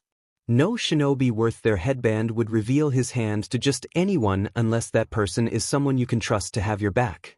Still, Naruto was taught better, so he politely excused himself, managing to come up with an excuse to get out of the crowd. They were definitely upset since he never did answer any of their questions, but he honestly couldn't find it in him to give a F dash. Luckily, among those rude crowds were some people who understood that he was annoyed by the attention, so they backed away. Naruto breathed out in relief as he walked away from the crowd. Kiomi had stayed with Tsunade, and surprisingly the two of them got along quite well, but he had already expected Kiomi's personality to rub on Tsunade a little bit given that the two are women, and unlike men who mostly solve all of their problems through a fight, women tend to have some sort of ability to understand each other without the need of excessive violence. Naruto! A feminine voice came behind him as he turned around to spot Ino Yamanaka. The girl had definitely changed, and despite not being a fan of comparing others, Ino was definitely much better than Sakura. Sakura is still stuck in the past, unable to move on or accept that Sasuke had severed his ties with them. He should have felt angry or disappointed, but he only felt pity for her since he would have been unable to move on or accept that Sasuke had betrayed them, not to mention he would have still tried to pursue Sakura. That aside, Sakura's temper had worsened and she only remained quiet because she knew that he wasn't going to take her abuse any longer, so she chose to use her brain and back away so she doesn't antagonize him even further. Ino, on the other hand, has changed from the once bossy woman. She is still somewhat bossy, but she is now more outgoing, cheerful, and maybe a little perverted than he had first expected from her. She also added some muscle mass, which shows that she had dropped the idea of dieting and was eating more as she should be. Ino was much better than Sakura. Even back then, Ino, despite her crush over Sasuke, didn't take it as far as Sakura did. Sakura had severed her friendship with Ino because of a crush on a boy who didn't even bat her an eye. To go as far as to cut ties with a person who showed you kindness when nobody did made him lose respect for Sakura, but maybe he was being a little harsh since he remembered that they resolved their issues in the preliminaries. Ino? What is it that you want? Asked Naruto, sounding a lot more rude than he might have intended, but Ino seems to have understood how stressed he is, seeing that he was just recently crowded by a lot of people. Don't be like that, Naruto-kun. You've been too distant from us. You should consider spending some time with us, said Ino with a little bit of a pout while Naruto let out a sigh. Ino then locked her arm with Naruto and smiled brightly, although he could see a small blush on her face. Come on. We have an hour before your girlfriend gets to fight, so you should come with me to meet the others, said Ino with a grin as she started to pull him towards a barbecue restaurant. Do I really have to come? I mean, we aren't really friends, but rather we're comrades or acquaintances as far as our relationship goes, said Naruto. It was a little blunt, but he wasn't keen with the idea of talking to the others. I know we haven't been the nicest people. Some of us have treated you as an idiot and some of us have outcast you, but I hope you understand that just as you changed and became who you are today, we also changed, even if not as significant as yours, said Ino. She was definitely sad since she, along with many, had grown mature over the course of 2 years and a half, so she knows that her past actions weren't the best. Back then, we were young and immature, and we still have some immaturity even if we try to often conceal it. Sasuke's defection had affected us all. He was respected and loved inside the village, but yet he severed his ties with us for more power, but yet you, the one who was outcast, had remained loyal to the village, said Ino, her lips curled into a smile as she looked at Naruto. I find this admirable. You didn't owe us anything, but yet you came back even when you were offered a better place in Kirigakure. If you and Kiomi weren't together, I would have jumped at the opportunity to take you for myself, said Ino with a small blush on her cheeks. Naruto was definitely surprised. Ino did have a crush on Sasuke, while not as much as Sakura did, but Ino was still one of Sasuke's top fangirls, so he was definitely surprised that she actually found him attractive in her eyes. It didn't mean that he was less confident in his looks, but rather he didn't understand how women think or how they classify/label a man's attractiveness. You don't realize how rare it is to find such a good quality from a man, someone who's loyal and faithful. I really envy Kiomi, Ino added once more, having once more regained her cool, and started to pull Naruto towards the restaurant. She's right. I'm not the only one who has grown for the past 2.5 years. They also did. The wound in my heart might still be fresh, but I'm willing to give them a chance to show me how much they have changed, thought Naruto with a small smile. Even though he never held any grudges, it was hypocritical of him. He said that Sakura was unable to move on from Sasuke, but maybe he was the one unable to move on from the way he was treated in the past and was creating a distance between him and Konoha 11, maybe out of fear that they will continue to use him. Mira smiled from inside Naruto. When someone hurts you, it's not easy to move on from them. Nobody likes being used, so she understood his fear of being taken advantage of by others again. Naruto needed time to heal from 12 to 13 years of abuse and neglect from the villagers. Those things just don't heal in a day. Her husband Dewi had chased after her for decades, being unable to move on from her or abandon her. She was also unable to move on from some of the atrocities that she committed when she was brainwashed, but she learned to deal with it and overcome it. Jean Mori hated Mujin Park for ending his own grandpa and wanted revenge, but in the end, Mori ended up overcoming his hatred and some of his weaknesses, such as fighting alone and not relying on others' help. Even Mujin Park himself, who caused them a lot of trouble in the past, couldn't overcome his hatred against the gods using humans, leading him to become a human supremacist who wanted to eliminate the gods and monsters. It was his inability to overcome his past that led to his downfall, as he became like the gods that he hated and almost caused the destruction of the earth. This was just another trial for Naruto to overcome. He needed to overcome his anxiety and fears of his past.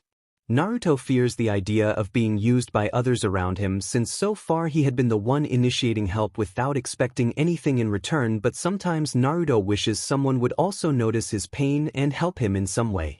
He had saved Sakura countless of times only for her to revert to her fangirl mode whenever she's in close vicinity to Sasuke, which would result in him being treated as an idiot or in most cases ignored, with all his achievements forgotten, and thus he's back to being the dead last of the academy who didn't just fight against an enemy that even Sasuke couldn't defeat. Even adults like Jiraiya and Kakashi didn't notice, with the former not noticing that Naruto wanted to spend time with him, but Jiraiya was more focused on his pleasure, which ended in his hard work money being taken from him and used in brothel, which is one of the reasons why Naruto was quite distant from Jiraiya. Naruto also fears the idea of being weak and helpless to defend those that mattered to him, a feeling that Mira knew very well, since she spent decades trying to get stronger and even tried to gain the supreme god power to no longer feel weak and protect those under her. You were really amazing out there. Tenten was the one to speak as she looked at Naruto with amazement. She had seen Bongxian and she had resisted the urge to ask him to see it since she was warned beforehand. They wanted to talk to Naruto without making him uncomfortable. If they were to start asking questions about his ability, then it would be like telling him that they only are starting to take interest in him due to his powers, which is not what a good friend does. Thanks. Naruto replied awkwardly. He didn't get the privilege of being part of such a gathering back when he was a fresh genin. It was mostly each team sticking with each other, and whenever they gathered together was because of a problem. I have to admit that it's not bad of you, my rival, but I assure you that I will surpass you. Kiba spoke with his eyes closed, with his thumb resting on his chin while giving a toothy grin, trying his best to look cool. Naruto looked at him blankly, wondering what the idiot was blabbering about. It wasn't him alone, the rest turned to look at him as well, but Kiba was in his own little world to even notice. Naruto then looked at the meat and started to sniff the food, earning him a stare from everyone. "Why are you smelling the barbecue, Naruto?" asked Kiba, but he wasn't prepared for Naruto's answer, nor were the others prepared. I was wondering if there is anything funny in this meat, given that you're spouting some bullshit not even 5 minutes after eating those barbecues, so I was checking if our food is drugged. said Naruto bluntly, resulting in Konoha 11 to burst out in laughter. Even Akamaru was laughing at his owner. Kiba was definitely embarrassed since his face was red. Whether it was out of anger or embarrassment, nobody really minded him that much. Not cool, man, said Kiba with a frown as he let out a huff, while Naruto wasn't bothered that much by Kiba anger or embarrassment. That's what he gets for spouting something so ridiculous. My bad, I didn't know you were one for jokes, so I assumed that you were either drugged or were trying to get me to laugh. Naruto added. Kiba was being dissed hard as he was treated as a clown while the others chuckled a little. That aside, if you want to reach my level, then sitting on your ass every day won't get you anywhere, Kiba. I trained every day for hours until I fainted and my muscles were sore, so unless you can casually destroy a mountain, then you're nowhere near my level.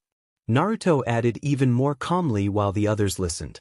All of you are capable of getting stronger if you actually try to expand your arsenal and not become a one-trick pony. The Yondaime Hokage was an orphan but had improved on the flying Raijin and became the yellow flash of the leaf. He also created his own jutsu, said Naruto while the others took his words to heart. Just find something you're good at and master it, and if you're dedicated enough, improve on it. Use your creativity and don't limit yourself just because of a clan tradition, because those who can't adapt to changes don't survive for long, and if they did, they don't get far in the shinobi world, so don't be stubborn to think that your current skills are enough, said Naruto bluntly, making them quiet. Everyone knew that Naruto's words were true. For people like Neji and Hinata, they were practically forbidden from even altering the Hyuga gentle fist, as it will go against the tradition of the clan and the elders will be pulling their hair in anger. Even using weapons like swords is an insult to the Hyuga clan because the clan pride itself in their superior taijutsu. Well, you're certainly right, our enemy could easily adapt to our strategy if we don't improve from our side, since it will make us more predictable and it's unlikely to surprise the enemy, said Shikamaru. Being part of a clan of lazy geniuses, he understood the meaning behind Naruto's words. Papa always said that I should master the clan technique as well as improve on it, because eventually the enemy will come up with a way to deal with our techniques, said Ino, finally realizing what her father was thinking from his part. That certainly is logical, Shino replied, giving a brief answer showing his support towards Naruto's speech.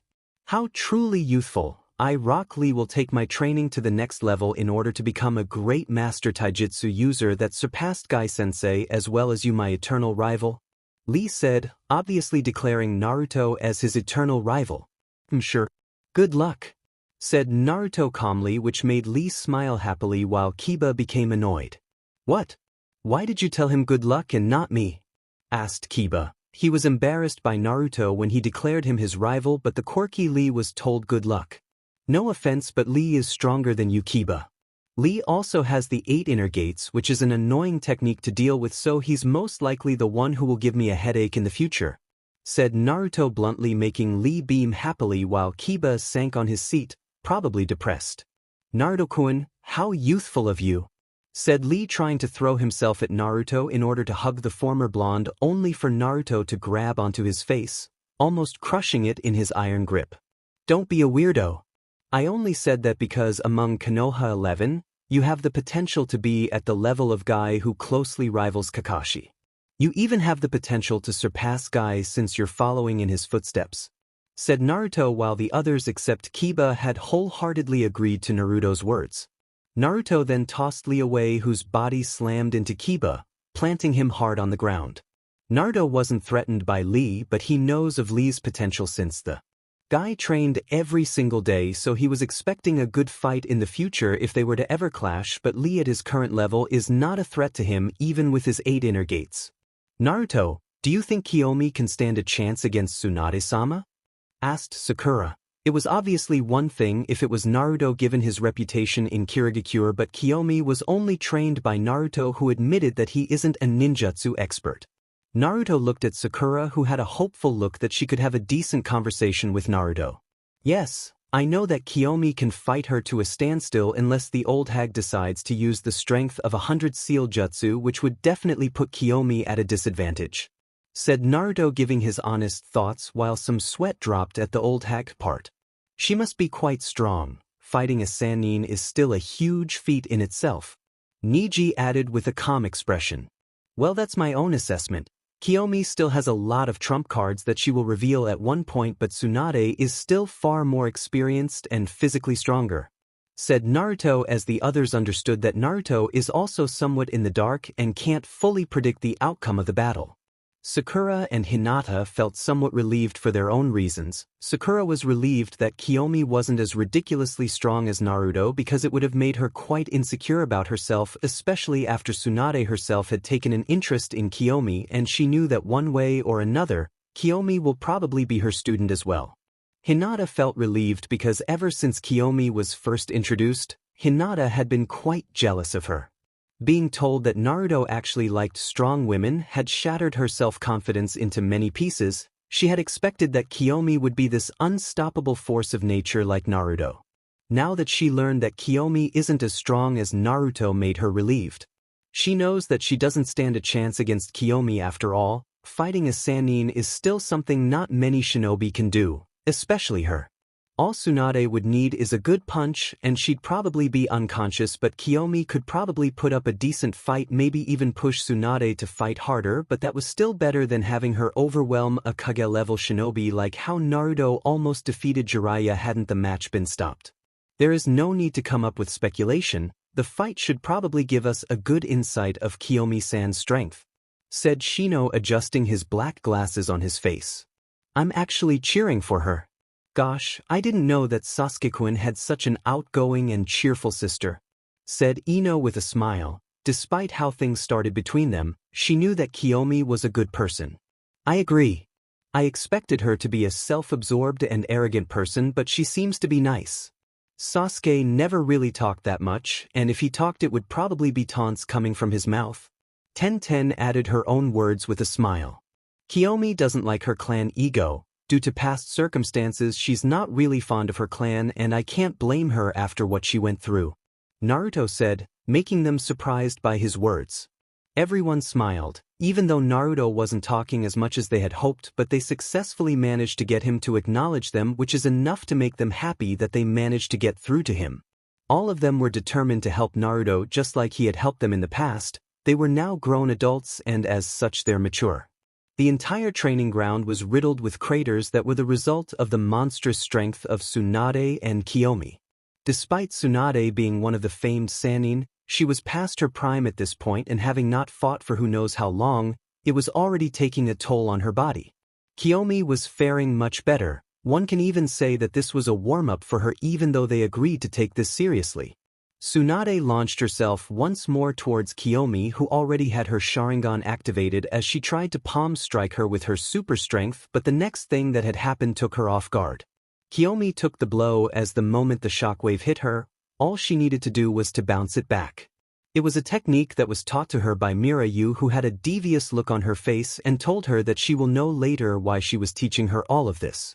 This technique was called wave rebound, as she raised one leg before slamming it once more to the ground, resulting in the shockwave from Tsunade's strike to bounce back towards her, sending her flying in the air while coughing blood.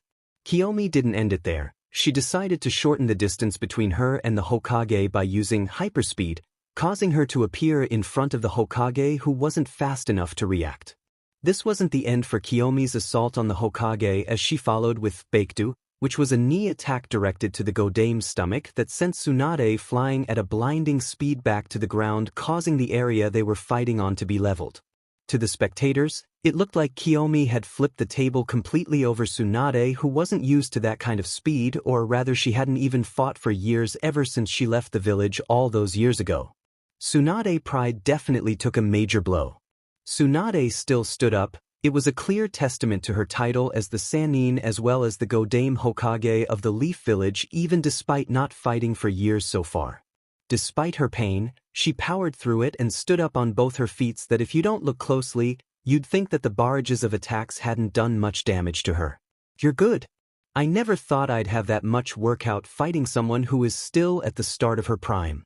Tsunade genuinely complimented Kiomi, who became bashful at receiving praise.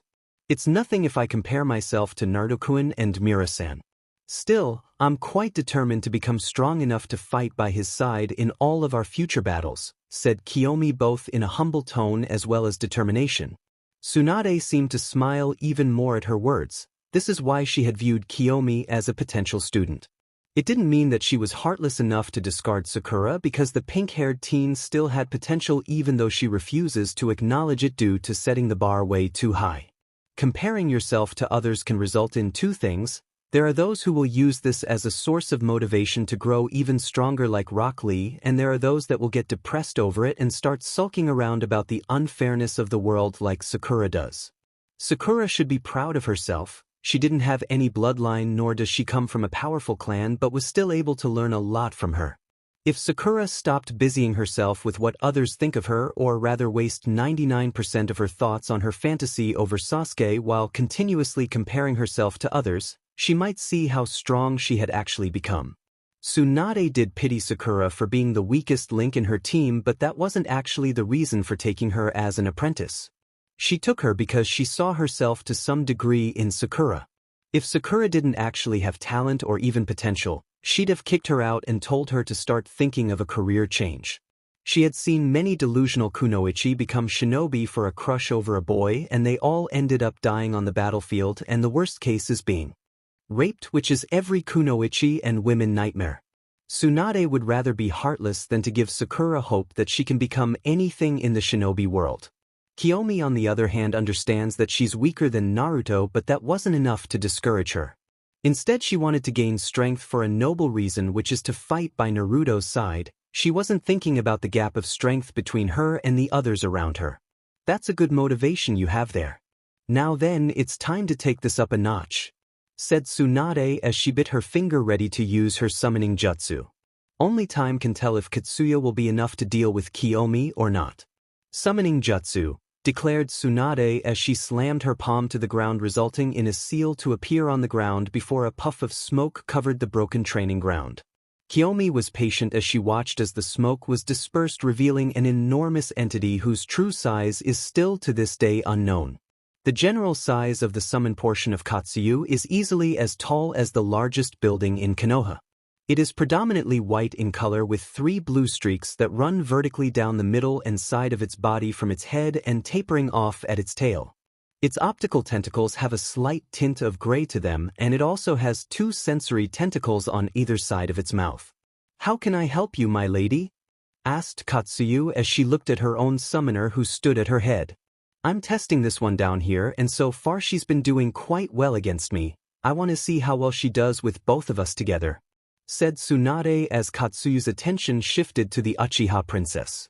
"Very well then," said Katsuyu with reluctance, since the Uchiha princess was quite young in her eyes and she found this to be overkill unless the girl down there had a summoning contract. "Now then, Kiomi, this battle won't be as easy, so if you have any summoning or trump card, you have a minute to do it," said Tsunade while Kiomi shook her own head. "You asked for it?" said Kiomi as she stretched her hand forward as a bright glow appeared in her hand, making many curious except for Naruto, who knew what she was doing. A black box was materialized in her hand, making Tsunade arch her eyebrow, while Katsuyu became even warier seeing the box, having sensed the aura that was coming from it. Pushing open the box, a black-like substance started to cover Kiyomi's whole body before it died down, revealing a full-body armor with her eyes glowing a red color. "You will regret giving me this time to put the armor on," said Kiomi as she vanished from Tsunade's line of sight before suddenly and out of nowhere Katsuyu got kicked into a mountain hard. "Garg!" screamed Katsuyu in shock at the pain that she had felt throughout her body, even though it shouldn't be possible to harm her. Tsunade on the other hand had managed to hold down from falling from atop Katsuyu as she was still sticking on her summon back with her chakra control, but the kick did cause her to get slightly disoriented. Katsuyu started to spit her acid from her mouth towards Kiomi, who was rushing towards them at great speed that could only be rivaled, if not had already been surpassed, by Naruto himself. "My lady, we need to take caution. Whatever armor she has equipped on herself is giving her a boost in all her stats, and who knows what kind of ability it also grants her," warned Katsuyu as she continued to spew acid in hopes to slow down Kiomi.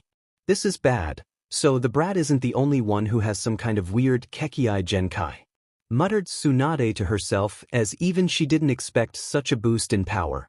Kiomi had ignored the acid coming to her as an almost invisible barrier was formed around her, protecting Kiomi from the acid that left many of the trees and even boulders melting.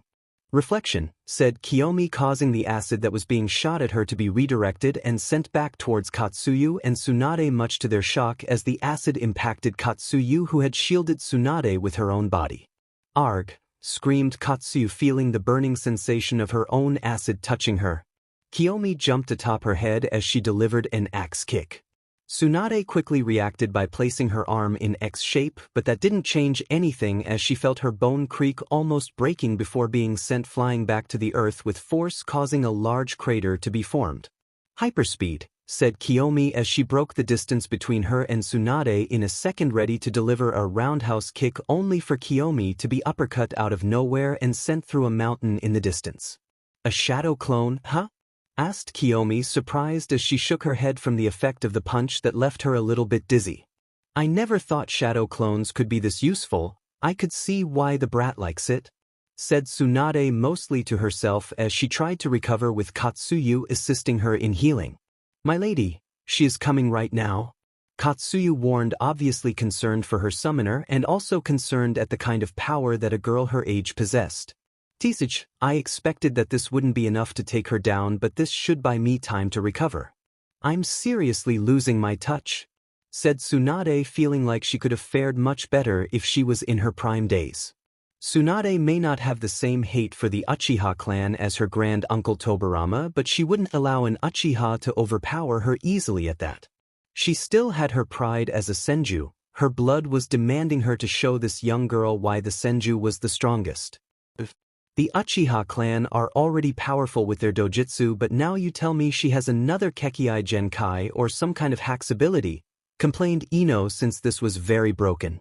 This is getting way troublesome, said Shikamaru, rubbing his head at the headache that was coming to him.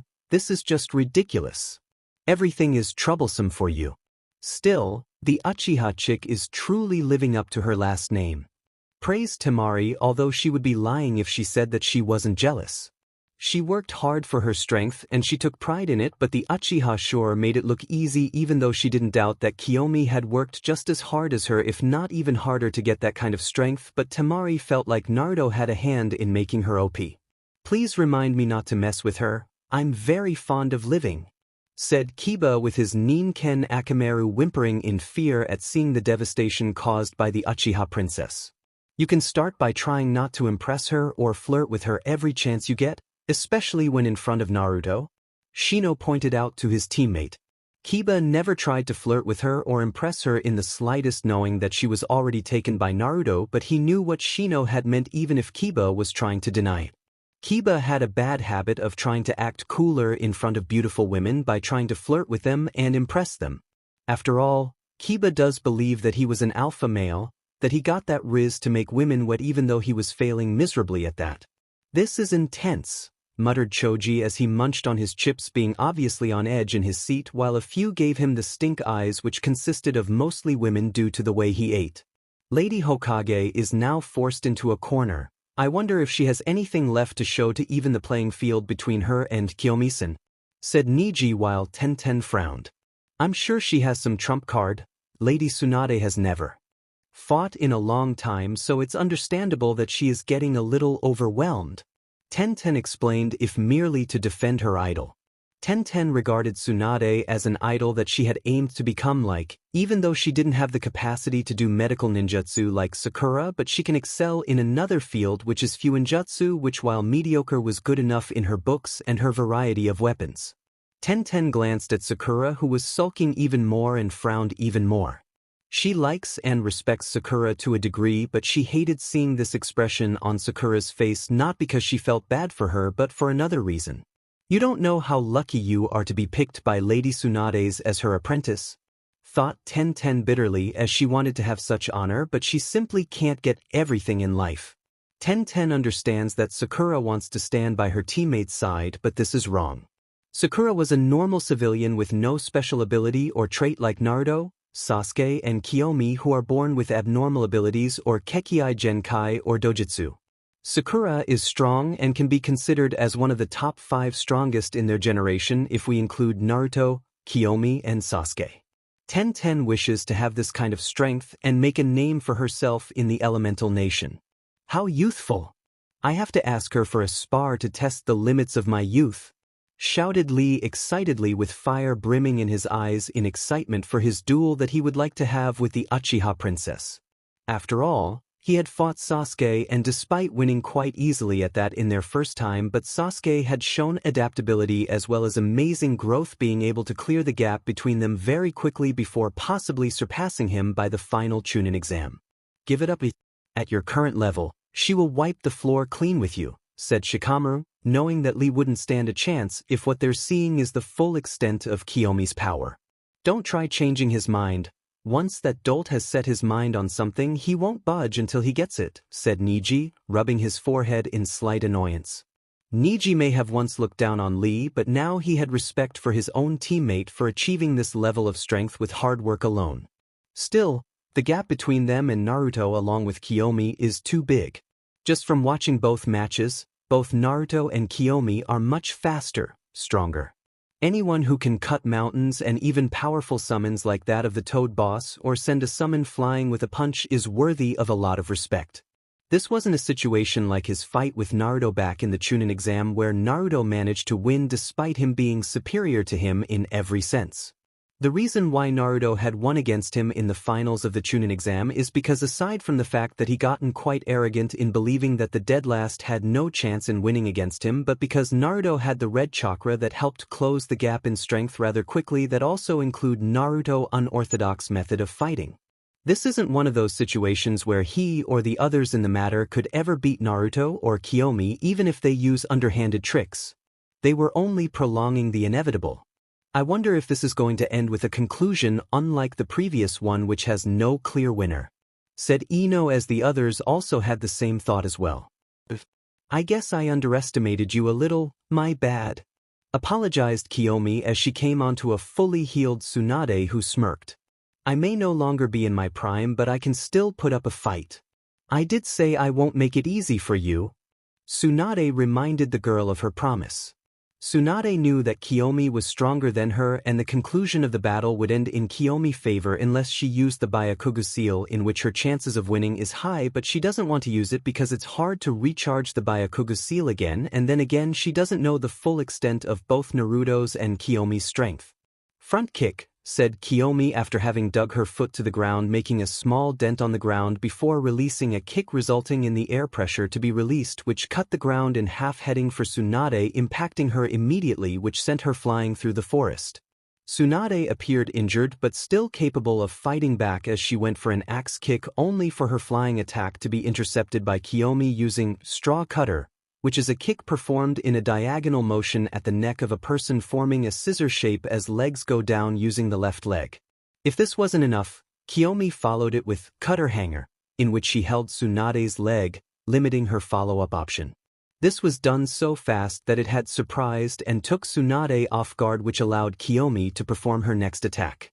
"Three-pronged strike," said Kiyomi as she executed consecutive kicks at the head 3 times in a row from right, followed straight away from the opposite direction, then from behind. Tsunade attempted to evade the attack, but that only increased the damage and made her disoriented as she stumbled and fell to her knees. This left Tsunade open for another attack as she quickly performed the necessary hand signs. "Keton, great fireball," shouted Kiyomi as she spewed a large ball of condensed flame towards Tsunade, who wasn't fast enough to evade due to the previous attack and was quickly engulfed in the fire which bombarded a portion of the forest of the training ground. Kiyomi looked at the slug who had just broken out of her genjutsu that she had put through when she appeared. She smiled, being impressed at how it broke one of her strongest genjutsu, but it was far from being the best that she had. "Lady Tsunade," shouted Katsuyu as it rushed towards Tsunade to assist her in healing. Kiyomi had let the slug go because she wanted to enjoy the battle, since technically this wasn't a death battle. Kiyomi walked at a leisure pace to where Tsunade had landed to see her still injured, but the stubborn Godame Hokage wasn't planning on showing a weak side of her to Konoha since she was still their leader. Tsunade decided to do a reckless stunt which involved punching the ground, causing the entire surrounding area to be leveled, which definitely surprised Kiyomi enough where she jumped in the air, but this is the position that the Godame had wanted as she appeared quickly above Kiyomi. Kiomi reacted by bringing her arm to guard herself, but Tsunade punched her in the stomach, which sent Kiomi flying to the ground, causing even more devastation to the surrounding area. Tsunade winced slightly as she looked at her bruised fist, realizing that Kiomi had struck her hand during the punch. Landing gracefully on the ground, Tsunade breathed slightly, getting tired from the prolonged fight, but she felt like she could somehow manage to cause this match to reach a draw. Lady Tsunade, I think you should stop the match. We both know that this prolonged fight will leave you drained. While she seems unfazed, Katsuyu pointed out worriedly, while Tsunade scoffed. I can't back down, Katsu. I have my pride as a Senju and as the Godame Hokage. How can the village trust me with their safety if their Hokage is giving up against a brat? Said Tsunade, while Katsuyu went silent, understanding her sentiment. I will show H. Tsunade's voice was cut off as out of nowhere she coughed a large pool of blood as she gripped her mouth in surprise, wondering what just happened. Looking behind her, Tsunade was stunned when she saw what appeared to be a large sword piercing her and pinning her to the ground underneath her. Many swords started to pierce all over her body, leaving her with a lot of pain as she screamed. Lady Tsunade! Lady Tsunade! Katsuyu called out worriedly, seeing her summoner looking paralyzed with her pupil white and mouth open as if she was spasming out of nowhere. This was the only thing that was coming out of Tsunade's mouth at this point, which left Katsu even more worried, as she didn't sense anything odd, but she knew that Tsunade was somehow trapped in genjutsu. Pandora, nightmare! Spoke Kiomi through the debris and dust from Tsunade's earlier attack. Katsuyu reacted quickly by taking a defensive position as she started to spew as much acid as she could, which impacted against Kiomi, but to Katsuyu's surprise, Kiomi came unharmed. Sorry, but once I don this armor, anything you throw at me won't work, said Kiomi, which surprised Katsuyu as she saw that throughout the whole fight, ever since Kiomi put the armor on and she was unharmed, and had realized how helpless the situation is. What did you do to Lady Tsunade? Demanded Katsuyu, still trying to protect Tsunade, who was still stuck in the illusion that Kiomi created. Didn't you hear? This is Pandora Nightmare, my most powerful genjutsu. Unlike the normal genjutsu, whatever goes inside the genjutsu is felt by her. That be intense pain, extreme cold, imagine diseased ECT, said Kiomi, revealing her power much to the shock of Katsuyu and the others. The only ones who could break out of it so far were Naruto-kun as well as Mira-san, said Kiomi, since Naruto and Mira were the only ones who could overpower it and overcome it. What? Kurenai shouted in pure shock at what she had just heard right now. What Kiomi had just described reminded her of Yakumo genjutsu. The only difference is that Kiyomi's genjutsu was stronger, with a chance of it being taught. Kurenai wasn't the only one who was shocked by the revelation, since many, especially the shinobi and those who are aware of the shinobi arts, were left stunned in silence. This is just broken and ridiculous on so many levels. I thought Naruto was already ridiculously powerful, but now, we have this, said Asuma in disbelief. His cigarette had already fallen on the ground at this point. This might be game over for Lady Hokage, said Kakashi with his Sharingan out, trying to see what the hell just happened, but even he couldn't understand what happened. Indeed, if we were to take the words of our youthful female Uchiha, once Lady Hokage is out of it, she will be mentally and physically exhausted to fight back, said Guy with a hint of surprise, but tried to be serious since this had surprised him. Kurenai was salivating at this as she mentally noted to ask Kiomi the hell she had just done. Kurenai had dedicated years of her life to become the genjutsu mistress of Konoha, and a genjutsu that leaves the enemy in a mental as well as a physical pain is something she wanted to learn. What if this is some kind of ability that comes with the armor? Thought Kurenai, feeling dejected at the thought. I still can't analyze this genjutsu, as she calls it, said Kakashi in surprise as he pushed his headband down to cover his Sharingan eyes. That's a surprise for you, my rival, to be unable to analyze it even with your Sharingan, said Guy, definitely surprised and fully cemented in his mind how powerful the genjutsu is. I'm starting to worry right now. The fact that Lady Hokage can't break out of the genjutsu despite her excellent chakra control shows how good it is, added Asuma, since Tsunade still looked like she was paralyzed. Is this true? asked Jiraiya as he turned to look at Naruto, who was unfazed, showing that he had seen it before and knew what it was. Yes. Her Pandora nightmare actually affected me at the beginning, but I had eventually managed to overpower it. She is just being humble, but it's actually a very powerful ability. Naruto praised Kiomi. This is utterly ridiculous. This would seriously put any of Itachi genjutsu to shame, said Jiraiya in disbelief, knowing how powerful Itachi is. This is just some of her ability. She still has a lot more to show, but I doubt she will show it all like what we both did. Besides, Tsunade still didn't show her Byakugan seal, so Kiomi wouldn't go all out as well, said Naruto, much to the shock of Jiraiya. Jiraiya knew that only Sage Mode can have the chance of defeating her, and he was still unsure if his Sage Mode at this point is enough. If she was holding back like Naruto claims, Jiraiya is not really confident that anything he does could work, as only an underhanded method could get him to even the match. Isn't that a surprise, Itachi? Kisame asked with a grin as he nudged onto his partner Itachi, who watched as his sister fought against Tsunade.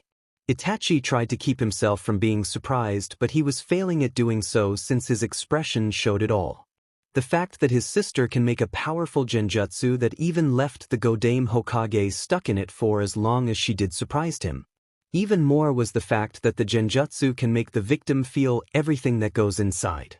Only something on the level of the Manjikyu Sharingan can do this, and that made his lips curl into a smile, obviously proud of his own little sister. So the great Kinslayer is capable of smiling. You see something new every day, teased Kisame as Itachi's attention shifted back to his partner and let out a sigh. Itachi trusted Kisame to some degree since the two are partners for this long, but Itachi wouldn't hesitate to end Kisame if the former Kirin were to turn his blade against him or betray him. They had come to Konoha merely to get information on the Kyuubi Jinchuriki, which happened to be Naruto, and the fight between him and Jiraiya was eye-opener for them since it showed them how strong he is. Kiomi was an added bonus since Itachi can see how well she was doing on her own and how strong she is, and he was definitely proud and happy. Itachi now doesn't know if he wants to help capture Naruto since the latter is bound to become his brother-in-law given how much his sister loves him. For that reason, Itachi hesitated. Not that he planned to harm Naruto to begin with, but if Naruto's life was endangered, he would do his best to help keep him safe, but he doubted he would need to do so given how powerful Naruto is, and with the direction the Akatsuki are going to, by the time they're ready to deal with Naruto, it's going to be late for them. It seems Lady Hokage is in an unfavorable situation and is going to lose, Itachi stated, while Kisame had expected that much. I mean, that's expected if she is still stuck in that genjutsu. Honestly, I don't want to see how powerful it is knowing that Uchihas tend to have surprises for their genjutsu, said Kisame, while Itachi decided to take it as a compliment. Let's continue watching till the very end, said Itachi, while Kisame had no complaints with Itachi's decision. It's been almost 5 minutes and Tsunade was still stuck in the genjutsu, leaving a lot of people in shock at what they had just witnessed. Tsunade is widely known for being the best medical ninja in the elemental nation, with chakra control so good that she should normally break out of any genjutsu. This left everyone even more bewildered and amazed by the sight of the Godame Hokage being incapacitated by a genjutsu, and for this long, since many expected that she'd have broken the genjutsu already. Many had even wondered what kind of genjutsu is it to put their Hokage in such a state. Tsunadeheim hadn't broken out of the genjutsu yet, said Jiraiya, clearly worried since this wasn't normal to him, and looked at Naruto, wanting to gauge his reaction while also to gain understanding of what was happening. Naruto was obviously looking at the match calmly, knowing exactly what the technique Kiomi had used. The reason why Tsunade could never break out of the illusion is because it's not a genjutsu, to be exact. Genjutsu is a chakra-based illusion that can be broken as long as you have the chakra control needed to flush out the effect of the genjutsu from your own system. Kiyomi's Pandora Nightmare worked differently, as it didn't require chakra for it to be used. This was just one of the standard abilities that Pandora grants its user among other abilities. He had experienced the technique before, and even he was ensnared in it for a period of time before he had managed to override it due to being naturally stronger, so he was able to use his own strong will to break out of the illusion, something not many can do. I think we both already know who the winner is, said Naruto with a small smile as he looked at Jiraiya, who looked hesitant since he had expected the match to at least conclude to a draw or something like that. You should declare it as such since Tsunade is already incapacitated, and if Kiomi was an enemy, Tsunade would have been ended many times already. Naruto said, reminding Jiraiya. Jiraiya hesitated since he didn't know how Tsunade would react to this. Would she punch him because he interrupted the fight? After all, Tsunade may not show it, but she has her pride as a senju. This also left him worried about whether Tsunade would have her pride hurt after being defeated by someone who is old enough to be her granddaughter or even her daughter. Or would she just gracefully accept defeat? This may be a possibility, but he doubted Tsunade would be happy. She is still the Godame Hokage, and she needed to show that she was stronger so that the populace of Konoha could feel safe with her in charge. Then again, knowing that Konoha has these two powerful juggernauts for teens capable of fighting on equal grounds as Sannin can be very comforting for many, since they can feel safe with the next generation. After all, with the Uchiha clan being reduced to one loyal Konoha shinobi, which is Kiomi, and two traitorous Uchihas, which were Sasuke and Itachi, with one training under Orochimaru and the other being a rogue shinobi part of a dangerous organization.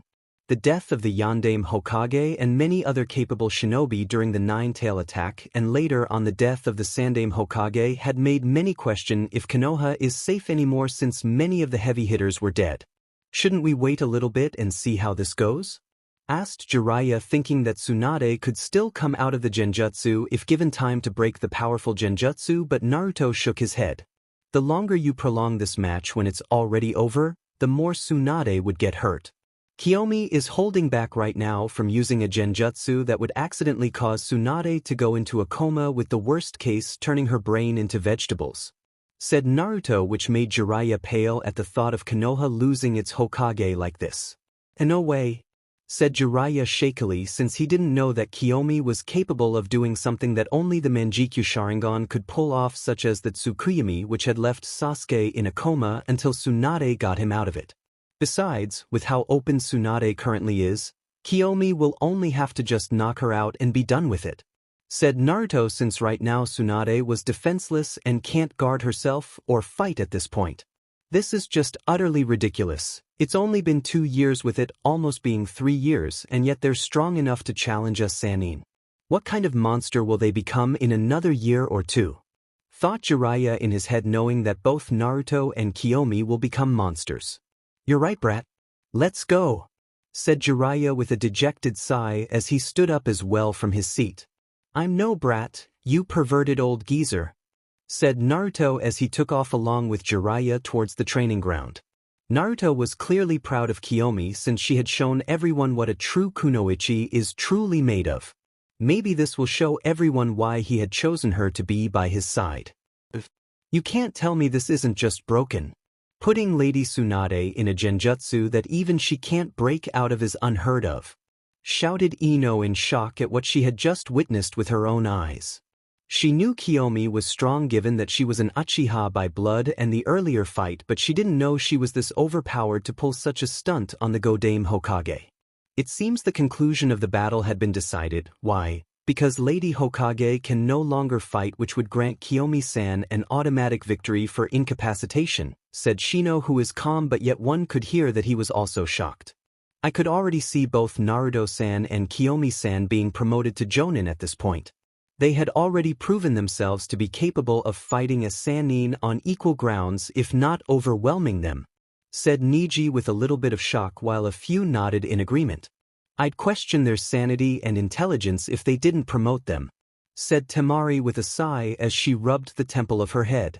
She was going to obviously report this to her two brothers, including the Suna Council. It's only been 3 years since the invasion of Konoha, which failed terribly.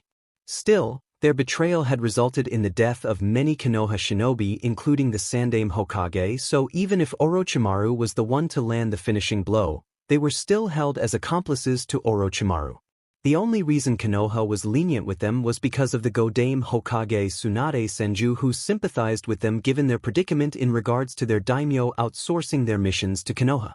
There is also the fact that Orochimaru had disguised himself as the Yondaime Kazekage, so they had no choice but to obey their Kazekage, whom they didn't know was already dead and was being impersonated.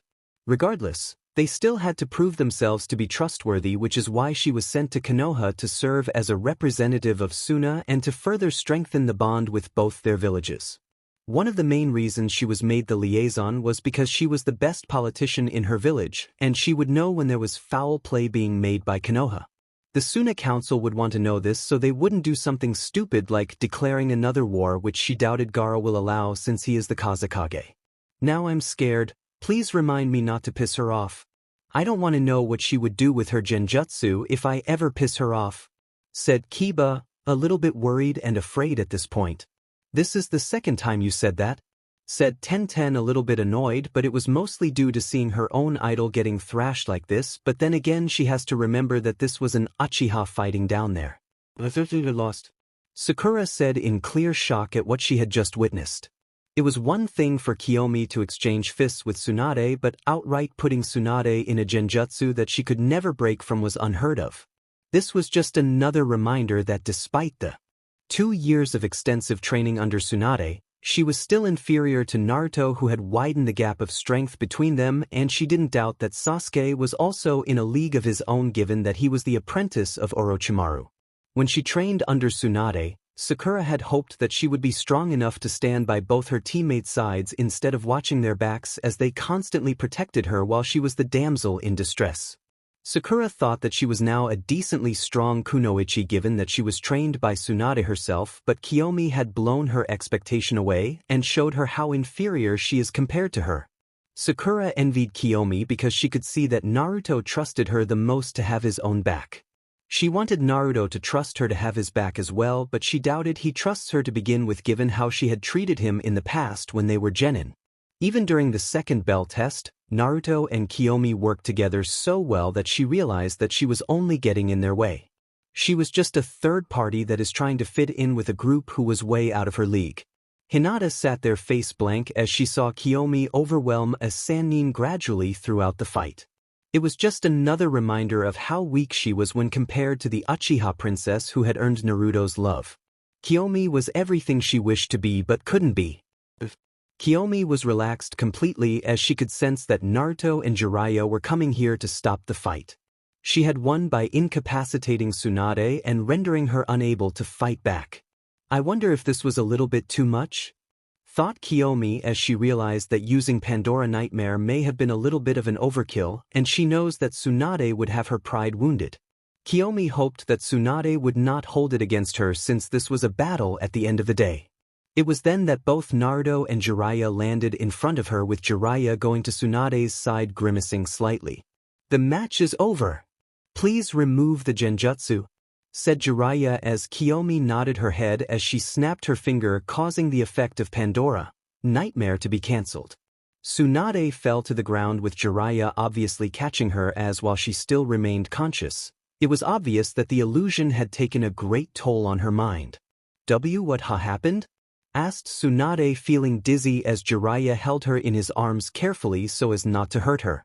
Lady Tsunade, Shizun shouted as she also appeared as well and was on her mentor's side using the mystical palm technique to heal her. Teehee, sorry about that, said Kiomi in a sincere voice while still trying to sound cheerful, which made Tsunade realize that she had lost. So I lost? Asked Tsunade, feeling somewhat bitter to have lost against a person who could be considered her daughter or granddaughter. Yes, you lost. We had to call the match since you've been stuck in her genjutsu for a long time, said Jiraiya, looking away while Shizun looked down to focus on healing Tsunade. I can't understand. I've tried to remove the genjutsu but it didn't work, said Tsunade, feeling bewildered as she felt her senses return back to her. Tsunade was of course familiar with genjutsu that can't be broken even if you try to break it, and needed other methods to break it, but no matter what trick she tried, she could not break the illusion. Pandora Nightmare is a genjutsu that comes with wearing my armor. So you can see it's a special genjutsu like that of the Kurama clan, said Kiomi to Tsunade, who nodded as she sat properly on the ground. Lady Tsunade, please don't move too much, you're currently in no condition to move, said Shizune, hoping Tsunade would not hurt herself by trying to move, but Tsunade ignored her as she placed her own palm on her forehead. A green glow appeared before she removed her hand, revealing that she was now fine. She had healed herself completely and stood up properly, obviously a little annoyed at her loss. "Can't believe I've been taken down this easily," said Tsunade with a small frown, but Kiomi didn't want bad blood between them. "I could have lost the match if you used that seal on your forehead," said Kiomi, but Tsunade shook her head. "Don't be modest. I admit I've lost to you, so you don't need to make me feel better. It means I've gotten weaker, but that's expected since I haven't even trained properly for decades," said Tsunade with a small frown. Aside from being old, something she would never admit out loud, but she also hadn't had proper training aside from the time when she trained Sakura, but her apprentice was nowhere strong enough to push her to her limits. Being a Hokage also made her stuck behind her desk, and as such she didn't have any major fight beside the one against Orochimaru and Kabuto, but that was 2 years ago, almost 3 years ago. "You can arrange it where you have a spar with Kiomi to keep your skills up to date," said Naruto, suggesting his own opinion, but Tsunade shook her own head. "I'd love that, but I'm Hokage. Shizune won't let me go anywhere unless I finish the paperwork," said Tsunade as she started to curse Hiruzen. "I see. Why not use the shadow clones for the paperwork?" asked Naruto as he looked at Tsunade, who had frozen in her place once she heard Naruto's suggestion and blinked a few times. "What?" asked Tsunade shakily at Naruto's suggestion to her life problems, while Naruto looked unfazed completely. The others aside from Kiomi were stunned as well. "If I remember correctly, the shadow clone was created by your granduncle since it has a feature of transferring the clone's memory to its user. You can have 2 to 3 clones to do your paperwork while you can relax somewhere, and once they dispel, you can know what the clone knows," said Naruto casually, not realizing he solved Tsunade's life problem that even tormented Hiruzen for decades. There was silence among the small group. Unluckily for the spectators, they didn't hear what was being said, so they missed such a golden opportunity. "It was that as simple," Tsunade shouted, going into shock after 3 years of being tormented by those evil paperwork only to be solved by Naruto. Shouted Shizune in shock as well, since normally the paperwork goes through her first to be processed to see what should be seen by Tsunade and what should not, so she also had to go through the paperwork. She didn't quite have the reserve that Naruto, Tsunade, and Kiomi have, but she has enough to do too that could assist her. The thought of having those clones to make her life easier made her lips curled into a smile. This also meant that Tsunade will finally be working, albeit her shadow clone would be the one doing most of the work, but at least things will go smoothly without her needing to drag her mentor out from the bar. I'm surprised you people didn't know. I thought it was common knowledge, but I guess I was wrong," said Naruto calmly. "Naruto, I'm giving you a SS rank pay for this," said Tsunade giddily at the prospect of finally kicking back and relaxing as she launched herself, pulling Naruto into a bone-crushing hug. "Okay, I'm happy for you," said Naruto with somewhat surprise, but didn't feel much pain since he endured worse than this. "I'm pretty sure Sensei would be crying in the grave right now," said Jiraiya with an amused smile, since he knows that Hiruzen had it the worst in terms of dealing with paperwork. Whenever he visited his sensei, Jiraiya would always see him struggling on a daily basis to do the paperwork without going nuts. He knew Hiruzen would be crying now in his grave and would probably feel betrayed that Naruto never told him something like that, but then again Jiraiya doubted Naruto knew until a year or 2 ago.